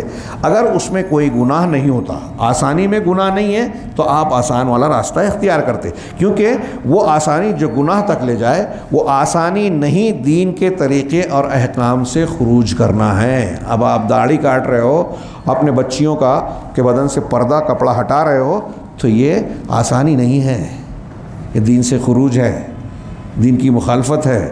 اور دین میں غلو کے شرور کے مقابلے لادینیت کے، اب یہ لادینیت ہے تو لادینیت کے شرور کہیں زیادہ سنگین ہیں۔ ایک آدمی دین کو پر عمل کرتے ہوئے تھوڑی زیادتی کر رہا ہے، ایک آدمی دین ہی کو چھوڑ دے رہا ہے، تو کون زیادہ برا ہوا؟ ہاں، اور دونوں کے درمیان تفریق علماء راسخین ہی کر سکتے ہیں، پختہ کار علماء۔ کون لوگ ہیں؟ جو علماء، نہ کہ صحافی۔ یہ صحافی عربی زبان میں کہتے ہیں، اس کا ترجمہ انہوں نے کیا، مطلب جو لوگ لکھتے پڑھتے ہیں یا ایسے ہی ادبیات بیان کرتے ہیں، اور جاہل قسم کے شہوت پرست یا کم علم متعالمین۔ متعالمین یہ وزن ہے متعالم، ہاں، متخاصم، یا اس وزن پہ کہ جو ہے نہیں لیکن بتکلف بن رہا ہے۔ متعالم یعنی جو عالم ہے نہیں لیکن اپنے آپ کو عالم بناتا ہے، تکلف میں ظاہر کرتا ہے۔ آج کل ہمارے یہاں ایک اصطلاح چلتی ہے بردرس، یہ اصطلاح عیسائیوں سے آئی ہوئی ہے، ان کے یہاں بردرس اور سسٹرس ہوتے ہیں۔ اب ہمارے یہاں چونکہ یہ عالم متعالم ذرا پچھلا لگتا ہے، اور اس کا ایک نقشہ کھنچتا ہے، خاص طور سے جدید نسل کے لوگوں میں ذرا مولوی صاحب ذرا پرانے دور کے لگتے ہیں کہ کرتا پاجامہ، داڑھی، ٹوپی، ذرا مزہ نہیں آتا۔ تو جدید دور میں گلیمر والی دنیا میں پینٹ شرٹ چاہیے، 3 پیس چاہیے، ٹائی چاہیے، عیسائیوں والی، ہاں، اور انگلش بولے۔ مولوی صاحب عربی بول رہے ہیں، قرآن سمجھ رہے ہیں، کوئی خاص بات نہیں ہے۔ انگریزی بولنے لگا کوئی، تو یہ انٹرنیشنل آدمی ہے، ہاں، گلیمر والا آدمی ہے۔ یہ جو ٹریڈ چلا ہے ہمارے ہاں، بعض لوگ جو انگریزی بولتے ہیں یا 3 پیس میں آتے ہیں، ٹی وی پہ آتے ہیں، خوب اچھا کیمرہ، مولوی لوگ تو اچھا کیمرے سے شوٹنگ بھی نہیں کر پاتے، تو ان کا گلیمر زیادہ ہے، تو لوگ ان کے پیچھے۔ تو یہ جو متعالم کہہ رہے ہیں اس میں یہ لوگ بھی آئیں گے، عالم ہیں نہیں لیکن اپنے آپ کو عالم کی طرح پیش کر رہے ہیں، مارکیٹ میں پیش کر رہے ہیں۔ یہاں ایک بات پھر سے میں واضح کر دوں، یہ جھگڑا چلتا ہے ہمارے یہاں، اور اس میں بھی افراد و تفریط ہو رہی ہے۔ کوئی ضرورت سے زیادہ نقد کرتا ہے اور کوئی کوتاہی برتتا ہے، اور ہمارے یہاں لوگ اس کو فیشن سمجھتے ہیں کہ فلاں کا معتقد، فلاں کا چاہنے والا۔ اگر مجھے ایک آیت، ایک حدیث معلوم ہے، آپ کو معلوم ہے، تو میں اس کا مکلف ضرور ہوں کہ اسے بتاؤں۔ اگر میرے سامنے کوئی گناہ ہو رہا ہے، میرے گھر میں کر رہے ہیں تو ہاتھ سے روکوں گا، بچے بیٹے جن پر میری طاقت ہے، یا کوئی حاکم ہے تو وہ ہاتھ سے روکے گا، اور حاکم نہیں ہے، ماتحت نہیں ہے تو زبان سے روکوں گا۔ اس میں عالم ہونا ضروری نہیں، جتنا آپ جانتے ہیں کہ یہ شرک ہے، یہ بدعت ہے، تو آپ روک سکتے ہیں، روکنا چاہیے۔ یا دل سے برا جان کے نفرت کا اظہار، یہ ہر شخص مکلف ہے۔ لیکن دین کے مسائل بیان کرنا، فتوے دینا، اختلافی معاملات میں اپنی رائے دینا کہ اس میں اختلاف تو ہے لیکن میری رائے یہ ہے، یہ اہل علم کا کام ہے، یہ متعالمین کا، بردرز کا، جو باقاعدہ عالم نہیں ہیں ان کا کام نہیں ہے۔ یہ شریعت ہے، یہ دین ہے۔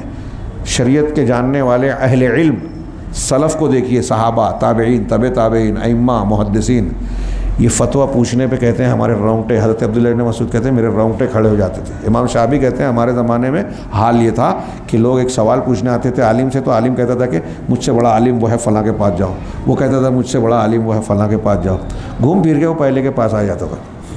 امام شافعی کہتے ہیں کہ ایسا وہ اس لیے نہیں کرتے تھے کہ ان کو علم نہیں ہوتا تھا یا وہ علم کو چھپاتے تھے، بلکہ ایسا اس لیے کرتے تھے کہ وہ ڈرتے تھے، احتیاط برتتے تھے کہ ہمیں علم تو ہے لیکن شریعت میں، اللہ کے دین کے سلسلے میں اگر ہم نے غلط جواب دے دیا تو وہ بھی گمراہ ہوگا اور میں بھی غلط بولنے پر اللہ کے یہاں پکڑا جاؤں گا، ڈبل گناہ ہو جائے گا، بچوں گا نہیں۔ بڑی ذمہ داری کی بات ہے۔ ابن منکدر رحمہ اللہ تابعی ہیں، وہ کہتے ہیں کہ اگر کوئی شخص شریعت کے بارے میں آپ سے پوچھتا ہے تو آپ اچھی طرح سمجھ لیجئے، اس لیے کہ آپ اس پوچھنے والے اور اللہ کے بیچ میں دین کے نمائندے بن رہے ہیں۔ جب وہ آپ پہ بھروسہ کر کے سوال کر رہا ہے تو آپ اس کو جو بھی جواب دے رہے ہیں وہ کیا سمجھے گا؟ یہ دین ہے، اور دین کس کا ہے؟ اللہ کا ہے۔ مطلب وہ یہ سمجھے گا کہ یہ جو بات کہہ رہا ہے یہ اللہ کی بات ہے، اللہ کے دین کی بات ہے۔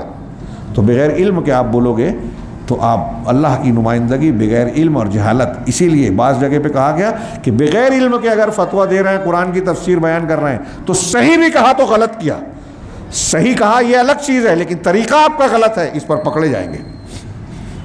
کتنی نازک بات ہے۔ لیکن آج ہمارے یہاں ماحول کیا ہے؟ جہالت کا دور دورہ ہے، کم علم، بے سند اہل علم کے سامنے آپ مجلسوں میں دیکھ لیجئے کہ اگر کوئی سوال کیا جاتا ہے تو پہلے وہ جواب دے گا جس کے پاس ڈگری نہیں ہے اور اس کو یہ غرہ ہے کہ میں بہت جانتا ہوں. اب آپ علماء کی مجلس میں آپ دیکھ لیجئے گا، میں یہ بول رہا ہوں پریکٹیکل میں آپ غور کیجئے گا. علماء کی مجلس میں آپ دیکھیے کہ جو جتنا اہل علم ہوگا سوال کیے جانے پر اتنا غور و فکر کر کے سوچ کے چپ رہ کے جواب دے گا. تحمل اختیار، کہیں کہیں تقاضا ہوتا ہے بہت کھلا کھلا یا ضرورت کی جو چیز ہوتی ہے تو فوراً جواب دیتے ہیں، لیکن حلال حرام میں جہاں اختلاف، مسائل میں اختلاف ہے، جہاں باریکیاں ہیں، دقائق ہیں، وہاں آپ دیکھیں گے کہ اہل علم جو حقیقت میں فتویٰ دینے کے اہل ہیں فوراً جواب نہیں دیتے، تحمل ہوگا، رک کر جواب دیں گے. ہاں، اور جو جتنی جلدی جواب دیتا ہے آپ دیکھیں گے کہ وہ علم سے اتنا زیادہ دور کہوں یا ایک کمزور کہیں. تو اہل علم، راسخین علم سے فتویٰ پوچھنا چاہیے، دقیق مسائل میں، دین کے اصولوں میں، عقیدے میں ان کی طرف رجوع کرنا چاہیے، ان پر اعتماد کرنا چاہیے. آج ہمارے ہاں ایک ماحول ہے پورے دنیا میں، سوشل میڈیا کے دور میں، کون بحث میں ہے، کس کو لوگ زیادہ سن رہے ہیں، فالوورز ہیں. ہاں، کچھ نام اگر لوں گا تو جو مشہور نام ہیں، ایسے بہت سے ہو سکتے ہیں. ایک علی انجینئر ہے، ڈاکٹر اسرار ہے، کچھ تنظیموں کو ماننے والے اس سے اوپر جاتے ہیں تو مولانا ابوالعلا مودودی، سید قطب. یہ 4 نام لیے میں نے، ایک بھی عالم نہیں ہے اس میں سے، لیکن مودودی صاحب نے پوری امت کے انبیاء کو بھی ناکام بتا دیا، پوری امت کے مجددین کو بھی کہا کہ یہ تجدیدی دین میں کامیاب پورے ہو نہیں پائے. ہاں، جو بتایا ہے تو ان کی امت جو ہے، ان کے ماننے والے صرف انہی کو مجدد کامل مانتے ہیں. اور ان کی شریعت اور منہج پڑھو تو کئی مقام پر، میں بولوں گا تو لوگوں کو بہت برا لگتا ہے، جاہل نظر آتے ہیں. صحابہ کے تعلق سے قرآن حدیث نہیں جانتے، اللہ کے بارے میں صحیح عقیدہ ان کا نہیں ہے، توحید ربوبیت اور توحید الوہیت کی بحث میں خلط ملط کر دیتے ہیں، عرش کی غلط تفسیر کی اہل سنت سے ہٹ کے، اللہ کے ہاتھ کے تعلق سے اہل سنت کا جو عقیدہ ہے اس میں انحراف ہے، حدیثوں کے بارے میں ان کے یہاں ٹھوکریں ہیں، کوئی میدان نہیں ہے. فتووں میں بھی بہت ساری ایسے الٹے سیدھے جوابات دے دیے. بقول مولانا اسماعیل گجران والا رحمہ اللہ، اسماعیل سلفی صاحب، انہوں نے ایک جگہ لکھا کہ علم کی معروف شاہراہ سے، راستوں سے جب بھی یہ گزرے تو ٹھوکر کھائے. غلط نہیں ہے، لیکن ایک دنیا ان کی معتقد ہے، نبی کی طرح درجہ دیتی ہے. بولے گی نہیں یہ جو میں بول رہا ہوں، کہیں گے مبالغہ ہے، لیکن انہوں نے کسی حدیث پر رد کر دیا تو یہ بھی نہیں مانتے، ان کی بھی عقل میں نہیں آتی. ان کی عقل میں نہیں آئے تو ان کی عقل میں بھی نہیں آتی، بلکہ بعض ان کی عقل میں آتی، ان کی نہیں آتی. تو یہ کل ہمارے یہاں پروگرام ہے مسجد اللہ اکبر میں، ضرور شریک کریں، لوگوں کو کروائیں. ہمارے پاس مہمان آئے ہیں تو ایسی کچھ شخصیات کا تعارف کرانے والے ہیں. اصل میں بہت ساری غلط باتیں اس لیے رائج ہوتی ہیں کہ جو غلط باتیں ہیں اس کو بیان کرنے والا آدمی ان کے نزدیک بہت قابل اعتماد ہے، جبکہ وہ آدمی ویسا معتبر اہل علم میں سے نہیں ہے. لیکن میں نے مان لیا اس لیے کہ میرے ابا مانتے تھے، میرے ابا ان کو بڑا مولانا مانتے تھے، تو میرے ابا کیسے غلط ہو سکتے ہیں؟ تو ابا کے اعتماد پر آپ کا اعتماد ہے. اور ابا کا اعتماد کیوں ہے؟ ان کے قریب رہے ہیں، ان کے دوست رہے ہیں، یا ان کو بہت اچھا مانتے ہیں کچھ بنیادوں پر. ابا، اب ایک بات بتائیے، ابھی ہمارے یہاں لوگ بولتے ہیں کہ تقلید کیوں کی جاتی ہے. میں اکثر یہ سوال کرتا ہوں اپنے مقلد دوستوں سے کہ تقلید اس لیے کرتے ہیں کہ قرآن حدیث نہیں سمجھ سکتے. تو کیوں کرتے ہیں؟ قرآن حدیث ہم نہیں سمجھ سکتے تو جو سمجھا ہے اس کے پیچھے چلیں، ٹھیک ہے مان لیا. تو آپ کو جب قرآن حدیث نہیں سمجھتا، یہ کیسے سمجھ گیا کہ اس کو قرآن حدیث سمجھا ہے؟ آپ تو جاہل ہیں، اتنے جاہل ہیں کہ قرآن حدیث کو سمجھ ہی نہیں سکتے. یہ آپ خود کہہ رہے ہیں نا، اسی لیے تقلید کر رہے ہیں. تو جس کی آپ تقلید کر رہے ہیں، کیا اس کے پاس جا رہے ہیں؟ امام حنیفہ رحمہ اللہ سے آپ استفادہ کرتے ہیں، امام شافعی سے ملتے ہیں؟ نہیں. تو پھر امام حنیفہ رحمہ اللہ، امام شافعی کی بات کو ماننے کے لیے آپ کیا کرتے ہیں؟ ان کی کتاب پڑھتے ہیں. کہ آپ تو قرآن حدیث نہیں سمجھ سکتے تو وہ کتاب سمجھیں گے کیا؟ قرآن حدیث سے زیادہ مشکل ہے فقہ کی کتابیں، پوچھ لیجیے علماء سے. تو جو آسان ہے وہ نہیں سمجھ سکتے تو جو مشکل ہے وہ سمجھیں گے. تو آپ بولیں گے نہیں وہ جو ہمارے علماء ہیں. تو جب علماء سے سمجھنا ہے تو پھر تقلید کیوں؟ اگر وہ عالم ہے تو کس بات کا عالم ہے؟ قرآن حدیث کو جان سکتا ہے نا اگر عالم ہے تو، کہ وہ بھی جاہل ہے آپ کی طرح قرآن حدیث نہیں سمجھ سکتا؟ اگر وہ قرآن حدیث کو نہیں سمجھ سکتا تو اس سے سوال نہیں پوچھنا ہے۔ بہت بنیادی بات کہہ رہا ہوں میں، اہم بات، کہ اگر ایک عالم سے آپ پوچھ رہے ہو اور وہ بھی یہ کہتا ہے کہ میں قرآن حدیث نہیں سمجھ سکتا، میں امام کی بات بتا سکتا ہوں، تو اس سے نہیں پوچھنا ہے، کیونکہ وہ عالم ہے ہی نہیں۔ جو قرآن حدیث کو نہیں جانتا وہ اہل علم نہیں ہے، اہل ذکر نہیں ہے، وہ بھی متعالم ہے جس کی ذکر کر رہے ہیں ہم، جیسے ہم بردرز کی بات کر رہے ہیں، ان کی بھی بات کر رہے ہیں۔ یہ میں کوئی کسی پر طنز اور مسلکی اختلاف کی بات نہیں کہہ رہا ہوں، یہ جو باتیں میں نے کہی ہے اصولوں میں موجود ہے۔ حنفی، شافعی، مالکی، حنبلی کے اصولوں میں بھی ملے گا کہ تقلید جہالت کا کام ہے، جاہل کا کام ہے۔ تو اگر ایک آدمی خود بھی مقلد ہے تو وہ عالم کیسے؟ تو انہوں نے کہا کہ وہ کیا ہے، متفقہ فی المذہب ہے، فقیہ فی المذہب، ایک نئی اصطلاح نکلی کہ وہ عالم نہیں ہے، قرآن حدیث کا فقیہ نہیں ہے، لیکن مذہب کا، یعنی حنفی مذہب کا، شافعی مسلک کا، مالکی مسلک کا، اس کا فقیہ ہے، نئی اصطلاح نکالی۔ تو جب آپ اس مسلک کے فقیہ ہو سکتے ہیں تو قرآن حدیث کے فقیہ کیوں نہیں ہو سکتے؟ فقیہ مانے سمجھنے والا۔ اچھا، آپ کہتے ہیں کہ بھائی قرآن حدیث کی تو بڑے مسائل باریک ہیں اور سب سمجھ میں نہیں آتے، تو کیا سارے مسائل باریک ہیں؟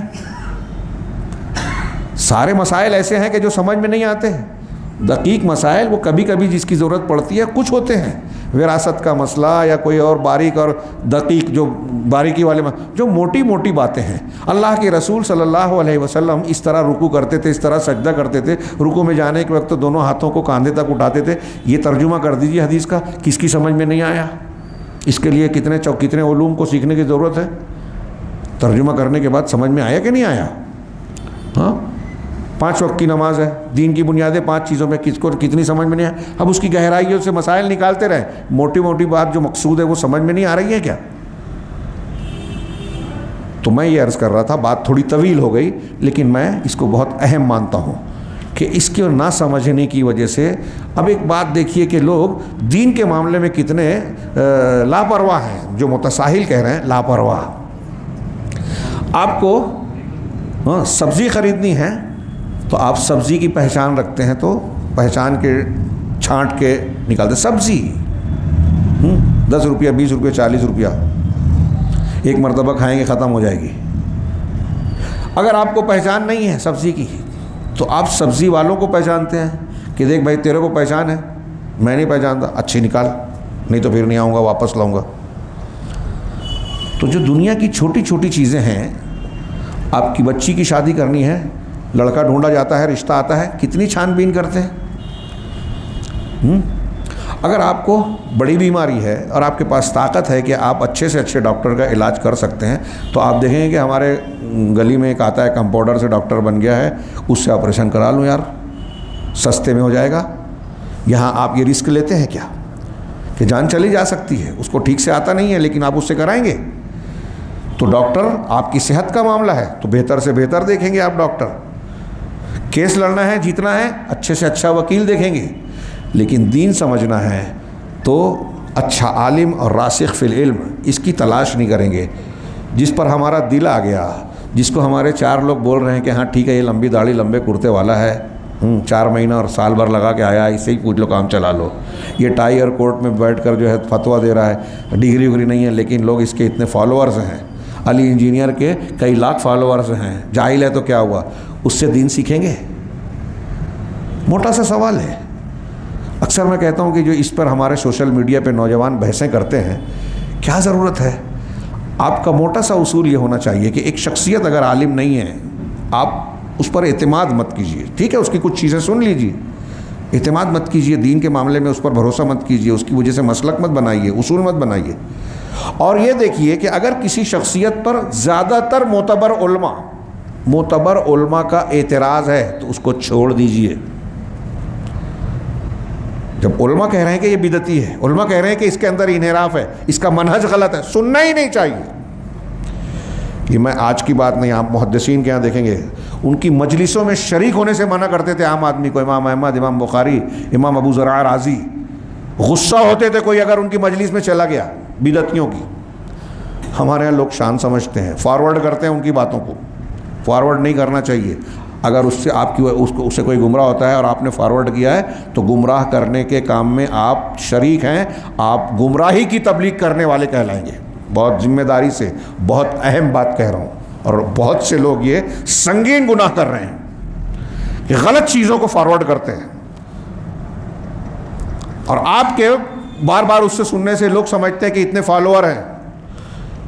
اگر اتنوں سے فالوور ہونے سے کوئی صحیح ہو جائے تو دیکھیے پھر کس کی تعداد کتنی ہے، اس کو آپ مانیے۔ ہندوستان میں سب سے زیادہ کس کے فالوورز ہیں؟ وزیر اعظم، صدر جمہوریہ فلانا راہل گاندھی، تو اس کو مانو۔ دنیا میں کس کے ہیں؟ تو فالوورز کی تعداد سے فیصلہ ہوگا۔ حضرت ابراہیم علیہ السلام کے قوم میں فالوورز ہی نہیں تھے تو غلط ہو گئے۔ نمرود کے پیچھے پوری قوم تھی، آزر کے پیچھے پوری قوم تھی جو بت پرست تھے، بت گر تھے، باطل پرست تھے۔ ابراہیم علیہ السلام توحید والے تھے، توحید کی بے لاگ دعوت تھی۔ آپ کے ساتھ صرف آپ کی بیوی بچے تھے، بیوی اور حضرت لوط بھتیجے گھر سے نکال دیے گئے۔ تو اب ہمارے ہاں فالوورز کی بنیاد پر فیصلہ کرنے والے اس وقت ہوتے تو حضرت ابراہیم علیہ السلام کو تو مانتے ہی نہیں نا، آج بھی نہیں مانیں گے، کیونکہ ارے یہ تو کم ہے، انجینئر کے اتنے فالوورز ہیں، صحابہ کو گالی دیتا ہے تو صحیح ہے، قرآن حدیث غلط ہے، یہ کہہ رہے ہیں ہمارے نوجوان۔ ڈاکٹر اسرار اتنے فالوورز ہیں، اتنی اچھی تقریر کرتے، یہ مولوی صاحب غلط بولتے، یہ تو بہت چھوٹے آدمی ہیں، وہ اتنا بڑا ہے، وہ بڑا کیسے ہے؟ جاہل تھا، عقیدہ نہیں معلوم ہے۔ صوفیوں کے وحدت الوجودی شرکیہ عقیدے کو وہ جائز اور صحیح کہتا ہے، علامہ ابن تیمیہ کا رد کرتا ہے، هو الاول والآخر والظاہر والباطن کی غلط تفسیر کرتا ہے۔ صحابہ کرام کے تعلق سے شیعہ سنی کے اختلاف کو کہتا ہے کہ یہ تاریخی اختلاف ہے، اہل سنت اور اہل تشیع میں عقیدے کا اختلاف ہے۔ جاہل ہے وہ آدمی۔ ہمارا ایک طبقہ ان کے کہنے پر ناراض ہو جاتا ہے، میں نے سنا، ارے ڈاکٹر اسرار کو بول دیا، اللہ اکبر، وہ اللہ کے رسول کو، وہ امام بخاری کو، وہ ابن تیمیہ کو بول رہا ہے، آپ کو غصہ نہیں آ رہا ہے؟ ابن تیمیہ کا رد کر کے ابن عربی کی تائید کر رہا ہے ڈاکٹر اسرار، اور ابن تیمیہ کی رد کی شخصیت چھوڑ دیجئے، ابن تیمیہ کے موقف کا رد کر رہا ہے جو قرآن حدیث ہے، قرآن حدیث کا رد کر رہا ہے۔ اب یہ میں کہتا ہوں غیرت مر گئی، یہ پورا مربوط ہے۔ وقت کافی زیادہ ہو گیا ہے، میں آخری حصہ پڑھتا ہوں اس کا، کہ یہ جو باتیں کہی انہوں نے کہ دراسخ فی العلم ہی یہ فرق کر سکتا ہے، اسی سے رجوع اور اس پر اعتماد کرنا چاہیے، اور اللہ تبارک و تعالیٰ کے یہ کم علم یا متعلمین یا گمراہ قسم کے لوگ سے نہیں، ہاں ان کا کام نہیں ہے یہ۔ وما اللہ تعالیٰ کا ارشاد ہے، وما ارسلنا قبلک الا رجالا نوحی الیہم فاسألوا اہل الذکر ان کنتم لا تعلمون، کہ ہم نے تم سے پہلے مرد ہی پیغمبر بنا کے بھیجے، رجال، عورتیں پیغمبر نہیں بنی، مرد بنائے گئے، ہاں رجالن، انسان بنے اور مرد بنے، ہاں۔ تو اب اللہ نے کہا فاسألوا اہل الذکر، اہل ذکر سے پوچھو۔ سیاق میں یہود کے علماء اور نصارہ ہیں، لیکن عام معنی میں اس میں اہل ذکر سے پوچھو۔ اگر تم نہیں جانتے، تم کو علم نہیں ہے تو اہل ذکر سے پوچھو۔ اہل ذکر کون ہے؟ جن کے فالوور زیادہ ہیں، جن کو لائک کرنے والوں کی تعداد لاکھوں میں ہے، کیا وہ اہل ذکر ہے؟ یہ قرآن کہہ رہا ہے، ہمارے نوجوانوں تک یہ بات پہنچائیے، میری بات نہیں، قرآن کی بات ہے کہ سوال کرنا ہے اہل ذکر سے۔ اہل ذکر وہ ہیں جو قرآن و حدیث جانتے ہیں، اس میں مضبوط علم رکھتے ہیں۔ جو ہلکا پھلکا ترجمہ یاد کر لیا، تقریر کرنے لگا، کچھ باتیں ادھر ادھر سے نقل کر کے بعض علماء کی کتابوں سے پڑھ کر سنا رہا ہے یا جواب دے رہا ہے، وہ اہل ذکر نہیں ہیں، فتویٰ دینے کا اہل نہیں ہے، متعالم نہیں ہے۔ جو معالم نہیں ہے اس سے مت پوچھو، قرآن کہہ رہا ہے اہل ذکر سے پوچھو۔ اس کا مطلب جو اہل ذکر نہیں ہے نہیں پوچھنا ہے۔ جو خود کہہ رہا ہے میں مقلد ہوں، میں عالم نہیں ہوں، اس سے نہیں پوچھنا ہے، قرآن کہہ رہا ہے، میں نہیں بول رہا ہوں۔ اہل ذکر سے پوچھو اگر تم نہیں جانتے۔ اسی طرح اللہ کے رسول اللہ تعالیٰ نے فرمایا قل هل يستوي الذين يعلمون والذين لا يعلمون انما يتذكر اولو الالباب، کہہ دیں کیا برابر ہیں وہ لوگ جو جانتے ہیں اور جو نہیں جانتے؟ نصیحت تو بس عقل والے ہی قبول کرتے ہیں۔ اب ایک آدمی علم نہیں رکھتا، عالم نہیں ہے، اور ایک آدمی عالم ہے، آپ عالم کو، جاہل کو یا جو عالم نہیں ہے اس کو عالم کے برابر مان رہے ہو، جس سے دین سیکھنا چاہیے۔ آپ کے آپریشن کے لیے آپ تو آپریشن کو جاننے والا ڈاکٹر ڈھونڈتے ہیں، لیکن دین سیکھنے کے لیے ایسے عالم کو ڈھونڈتے ہیں جس کو عقیدہ بھی نہیں معلوم ہے، جس کو اہل سنت کے اصول بھی نہیں معلوم ہے۔ تو یہاں آپ کو اچھا ڈاکٹر نہیں چاہیے، آپ اپنی آخرت کو داؤ پر لگاؤ گے۔ تو اہل علم اور غیر اہل علم میں فرق کیجئے، ہر ایک کو اس کا مقام دیجئے، انزل الناس منازلہم، لوگوں کو ان کے مقام پر رکھیے۔ سو جب ہاں، یہ آخری نتیجے کی بات، یہ آخری پیراگراف پڑھ رہا ہوں، بہت ہی غور سے سنیے۔ جب ہم راسخین اہل علم کو چھوڑ کر، مضبوط علماء کو چھوڑ کر نفس پرستوں اور گمراہوں پر بھروسہ کریں گے، تب ہم گمراہیوں اور غلطیوں میں دھنستے چلے جائیں گے۔ اب یہاں کوئی یہ نہ سمجھے کہ ہم ان لوگوں کو نفس پرست کہہ رہے ہیں۔ نفس پرست اور گمراہ ان لوگوں کو جو قرآن و حدیث کے ضابطوں سے کہیں نہ کہیں ہٹ جاتے ہیں، وجہ کوئی بھی ہو، ان کی نیت اچھی ہی کیوں نہ ہو، علم کی کمی ہو، تب بھی اگر کوئی ایسے پر اعتماد کرتا ہے جس کے پاس صحیح دین نہیں ہے، دین کی صحیح تعبیر نہیں ہے، ہاں، تو کیا ہوگا کہ گمراہیوں اور غلطیوں میں ہم دھنستے چلے جائیں گے۔ یہ میڈیا کا دور ہے، سوشل میڈیا والا اور چل رہا ہے، اور وہ جو میڈیا ہے الگ ہے۔ کس طرح کے لوگ امور دین میں گفتگو کرتے نظر آتے ہیں جو ٹھیک سے بولنا بھی نہیں جانتے۔ ہمارے ہاں لوگ یہ بھی تمیز نہیں کرتے کہ قادیانی اسلام کے نام سے چینل چلا رہے ہیں، تو کچھ لوگ اسلام کی بنیاد پر ان سے رجوع کرتے ہیں، بہائیوں سے کانٹیکٹ میں آ جاتے ہیں۔ ہاں، کھوجا ابھی جو وہ امریکہ میں نیو یارک کا میئر کا الیکشن جیتا، ممدانی، ہمارے میں نے دیکھا اچھے لوگ اس کو مسلمان کہہ رہے ہیں، اور اس کے تعارف میں ٹی وی والے بتا رہے ہیں کہ وہ کھوجا ہے۔ ہاں، اور ماں باپ میں کوئی ایک کھوجا ہے، باپ کھوجا ہے اور ماں ہندو ہے۔ یہ کرسچینٹی کی تہذیب میں پلا بڑا ہے۔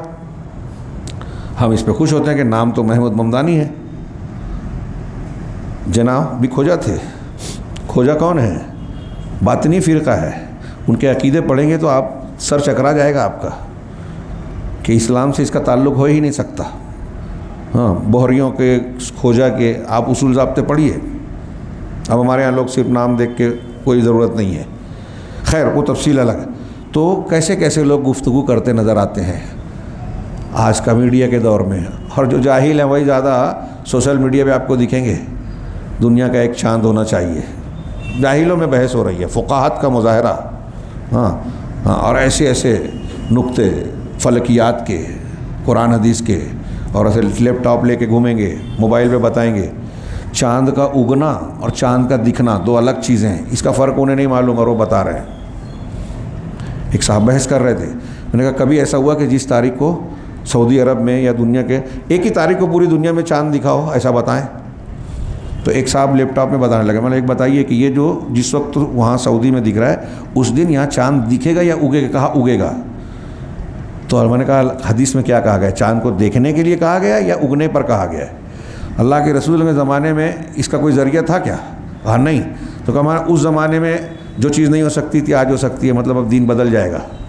اس وقت کا اصول غلط تھا، اب یہ اصول چلے گا، شریعت میں چینج۔ تو جس کے لوگوں کو پتہ نہیں ہے اور آپس میں لڑیں گے اس پر، خوب قابلیت بتائیں گے، ایسے کئی، میں ایک مسئلے کی مثال دے رہا ہوں، صحیح غلط ابھی جانے دیجیے، لیکن اس میں بحث کرنے والوں کی تعداد آپ کو زیادہ ان کی ملے گی جو اصل میں اس بحث کے اہل نہیں ہیں، اس کے لائق یا اس کا وہ مقام نہیں رکھتے۔ اور یہ نہیں بولتے، میں نے آج کل کسی سے نہیں سنا کہ یہ بولے کوئی آدمی کہ ٹھیک ہے یہ علماء کا کام ہے، یہ گہرے مسائل یا جس میں دقت ہے، جس میں اختلاف کی گنجائش ہے، ہم اس میں فیصلہ کیا کریں؟ علماء سے کی طرف اس کو لوٹانا چاہیے، اور علماء کا جو فیصلہ آئے ہمیں وہ ماننا چاہیے، دلیلیں دیکھنی چاہیے۔ نہیں، اس میں تو عام آدمی سوشل میڈیا اور گوگل سے کچھ چیزیں پڑھ کے علماء کا رد کرنے کے لیے کھڑا ہو جاتا ہے۔ خیر، یہ میڈیا کا دور ہے، کس طرح کے لوگ امور دین میں گفتگو کرتے نظر آتے ہیں جو ٹھیک سے بولنا بھی نہیں جانتے، قرآن کی آیت غلط پڑھتے ہیں، ہاں، اور مسئلے بتاتے ہیں، صحابہ پہ تنقید کرتے ہیں، محدثین اور مفسرین پہ نقد کرتے ہیں۔ وہ یا تو برے مقصد کے تحت بولتے ہیں یا تو پھر وہ غلط فہمی کا شکار ہے۔ مولانا مودودی صاحب کی کتاب پڑھ رہا تھا، قرآن کی 4 بنیادی اصطلاحیں، تو اس میں انہوں نے الہ، رب، دین، عبادت کی تشریح کی ہے اپنی فکر کے اعتبار سے، منہج سے بیان کرنے، بڑی لمبی چوڑی بحث کی ہے۔ ان کی تحریر میں یہ بڑی بوریت ہوتی ہے کہ مقصد کی بات 2 لائن کی ہوتی ہے اور وہ 50 صفحہ لکھتے ہیں۔ یہ مثال وہ مثال، دنیا کی تفصیل۔ خیر، تو انہوں نے جو بیان کیا ہے اس کا معنی، اس میں شروعات میں ایک بات کہی ہے کہ عرب کے لوگ الہ رب اور ان اصطلاحوں کو سمجھتے تھے، بعد کے لوگوں نے مفسرین نے سمجھا نہیں، انہوں نے سمجھا۔ تو اس پہ نذیر احمد کاشمیری صاحب نے بڑا زبردست توقیہ کہ جس آدمی کی عربی دانی کا یہ معاملہ ہے کہ اگر 2 لائن یا ایک صفحہ لکھنے کے لیے بول دیا جائے عربی کا ایک لیٹر، تو وہ مسعود عالم ندوی اور ابو الحسن علی میاں ندوی سے ترجمہ کروانے پہ مجبور ہو۔ وہ مفسرین، محدثین، تابعین اور ان کی عربی پر انگلی اٹھا رہا ہے کہ ان کو نہیں سمجھا تھا، اس کو سمجھا۔ ایسے ایسے اہل علم ہیں ہمارے، یہ وہی بات کہہ رہے ہیں کہ جن کو بولنے کا سلیقہ نہیں ہے، وہ تمام مفسرین، تمام محدثین، تمام ادبا، بلغاء کو جو ہے وہ رون دیتے ہیں پاؤں پیروں تلے۔ ارے ان کو کیا سمجھتا ہے، ان کو سمجھتا ہے۔ تو جو ٹھیک سے بولنا بھی نہیں جانتے، وہ یا تو برے مقصد کے تحت بولتے ہیں یا تو پھر غلط فہمی کا شکار ہے، یعنی یا تو ان کا مقصد ہی غلط ہے، اعلی کار بن رہے ہیں، یا نیت اچھی ہے لیکن خود علم میں کمی ہے، غلط فہمی ہے۔ ہر 2 صورت میں وہ نفس پرستی میں مبتلا ہیں۔ ارشاد باری تعالیٰ ہے، یہ آخری آیت، وَلَوِ اتَّبَعَ الْحَقُّ أَهْوَاءَهُمْ لَفَسَدَتِ السَّمَاوَاتُ وَالْأَرْضُ وَمَنْ فِيهِنَّ بَلْ أَتَيْنَاهُمْ بِذِكْرِهِمْ فَهُمْ عَنْ ذِكْرِهِمْ مُعْرِضُونَ۔ اور اگر حق ان کی خواہشوں کے پیچھے چلے، یعنی حق لوگوں کی خواہش کے پیچھے پیروی کرنے لگے، تو یقیناً سب آسمان اور زمین اور جو ان میں ہے، ہاں، یہ سب بگڑ جائیں گے، فساد زدہ ہو جائیں گے۔ لوگوں کی خواہش کے حساب سے حق اگر پیچھے چلنے لگے، اب لوگ یہ کہتے ہیں ارے حالات کا تقاضا ہے تو قرآن حدیث کو حالات کی طرف پھیر دیا جائے، یہ لوگوں کی خواہش کے تابع قرآن و حدیث کو بدلتے ہیں، بلکہ ہم ان کے پاس ان کی نصیحت لے کر آئے ہیں۔ یہ قرآن کی آیت کا ترجمہ ہے، تو وہ اپنی نصیحت سے منہ موڑنے والے ہیں۔ سورہ مومنین کی آیت نمبر 71۔ اس طرح یہ لادینیت کے دلدادہ نفس پرست دین پر مضبوطی اور عقیدہ صحیحہ کے ساتھ عمل کرنے والوں کو متشدد اور غالی کہتے ہیں۔ اللہ تبارک و تعالی ہمیں دین کا پابند بنائے اور افراط و تفریط سے محفوظ رہ کر اعتدال کا راستہ اختیار کرنے والا بنائے۔ تساہل اور سہولت کے نام پر دین سے بھاگنے یا اس سے دوری اختیار کرنے والا جو ہے گنہگار ہمیں نہ بنائے پروردگار، اور دین کا پابند بنا کر دنیا میں اور آخرت میں کامیابیوں سے نوازے۔ وآخر دعوانا ان الحمد للہ رب العالمین وصلی اللہ علیہ وسلم۔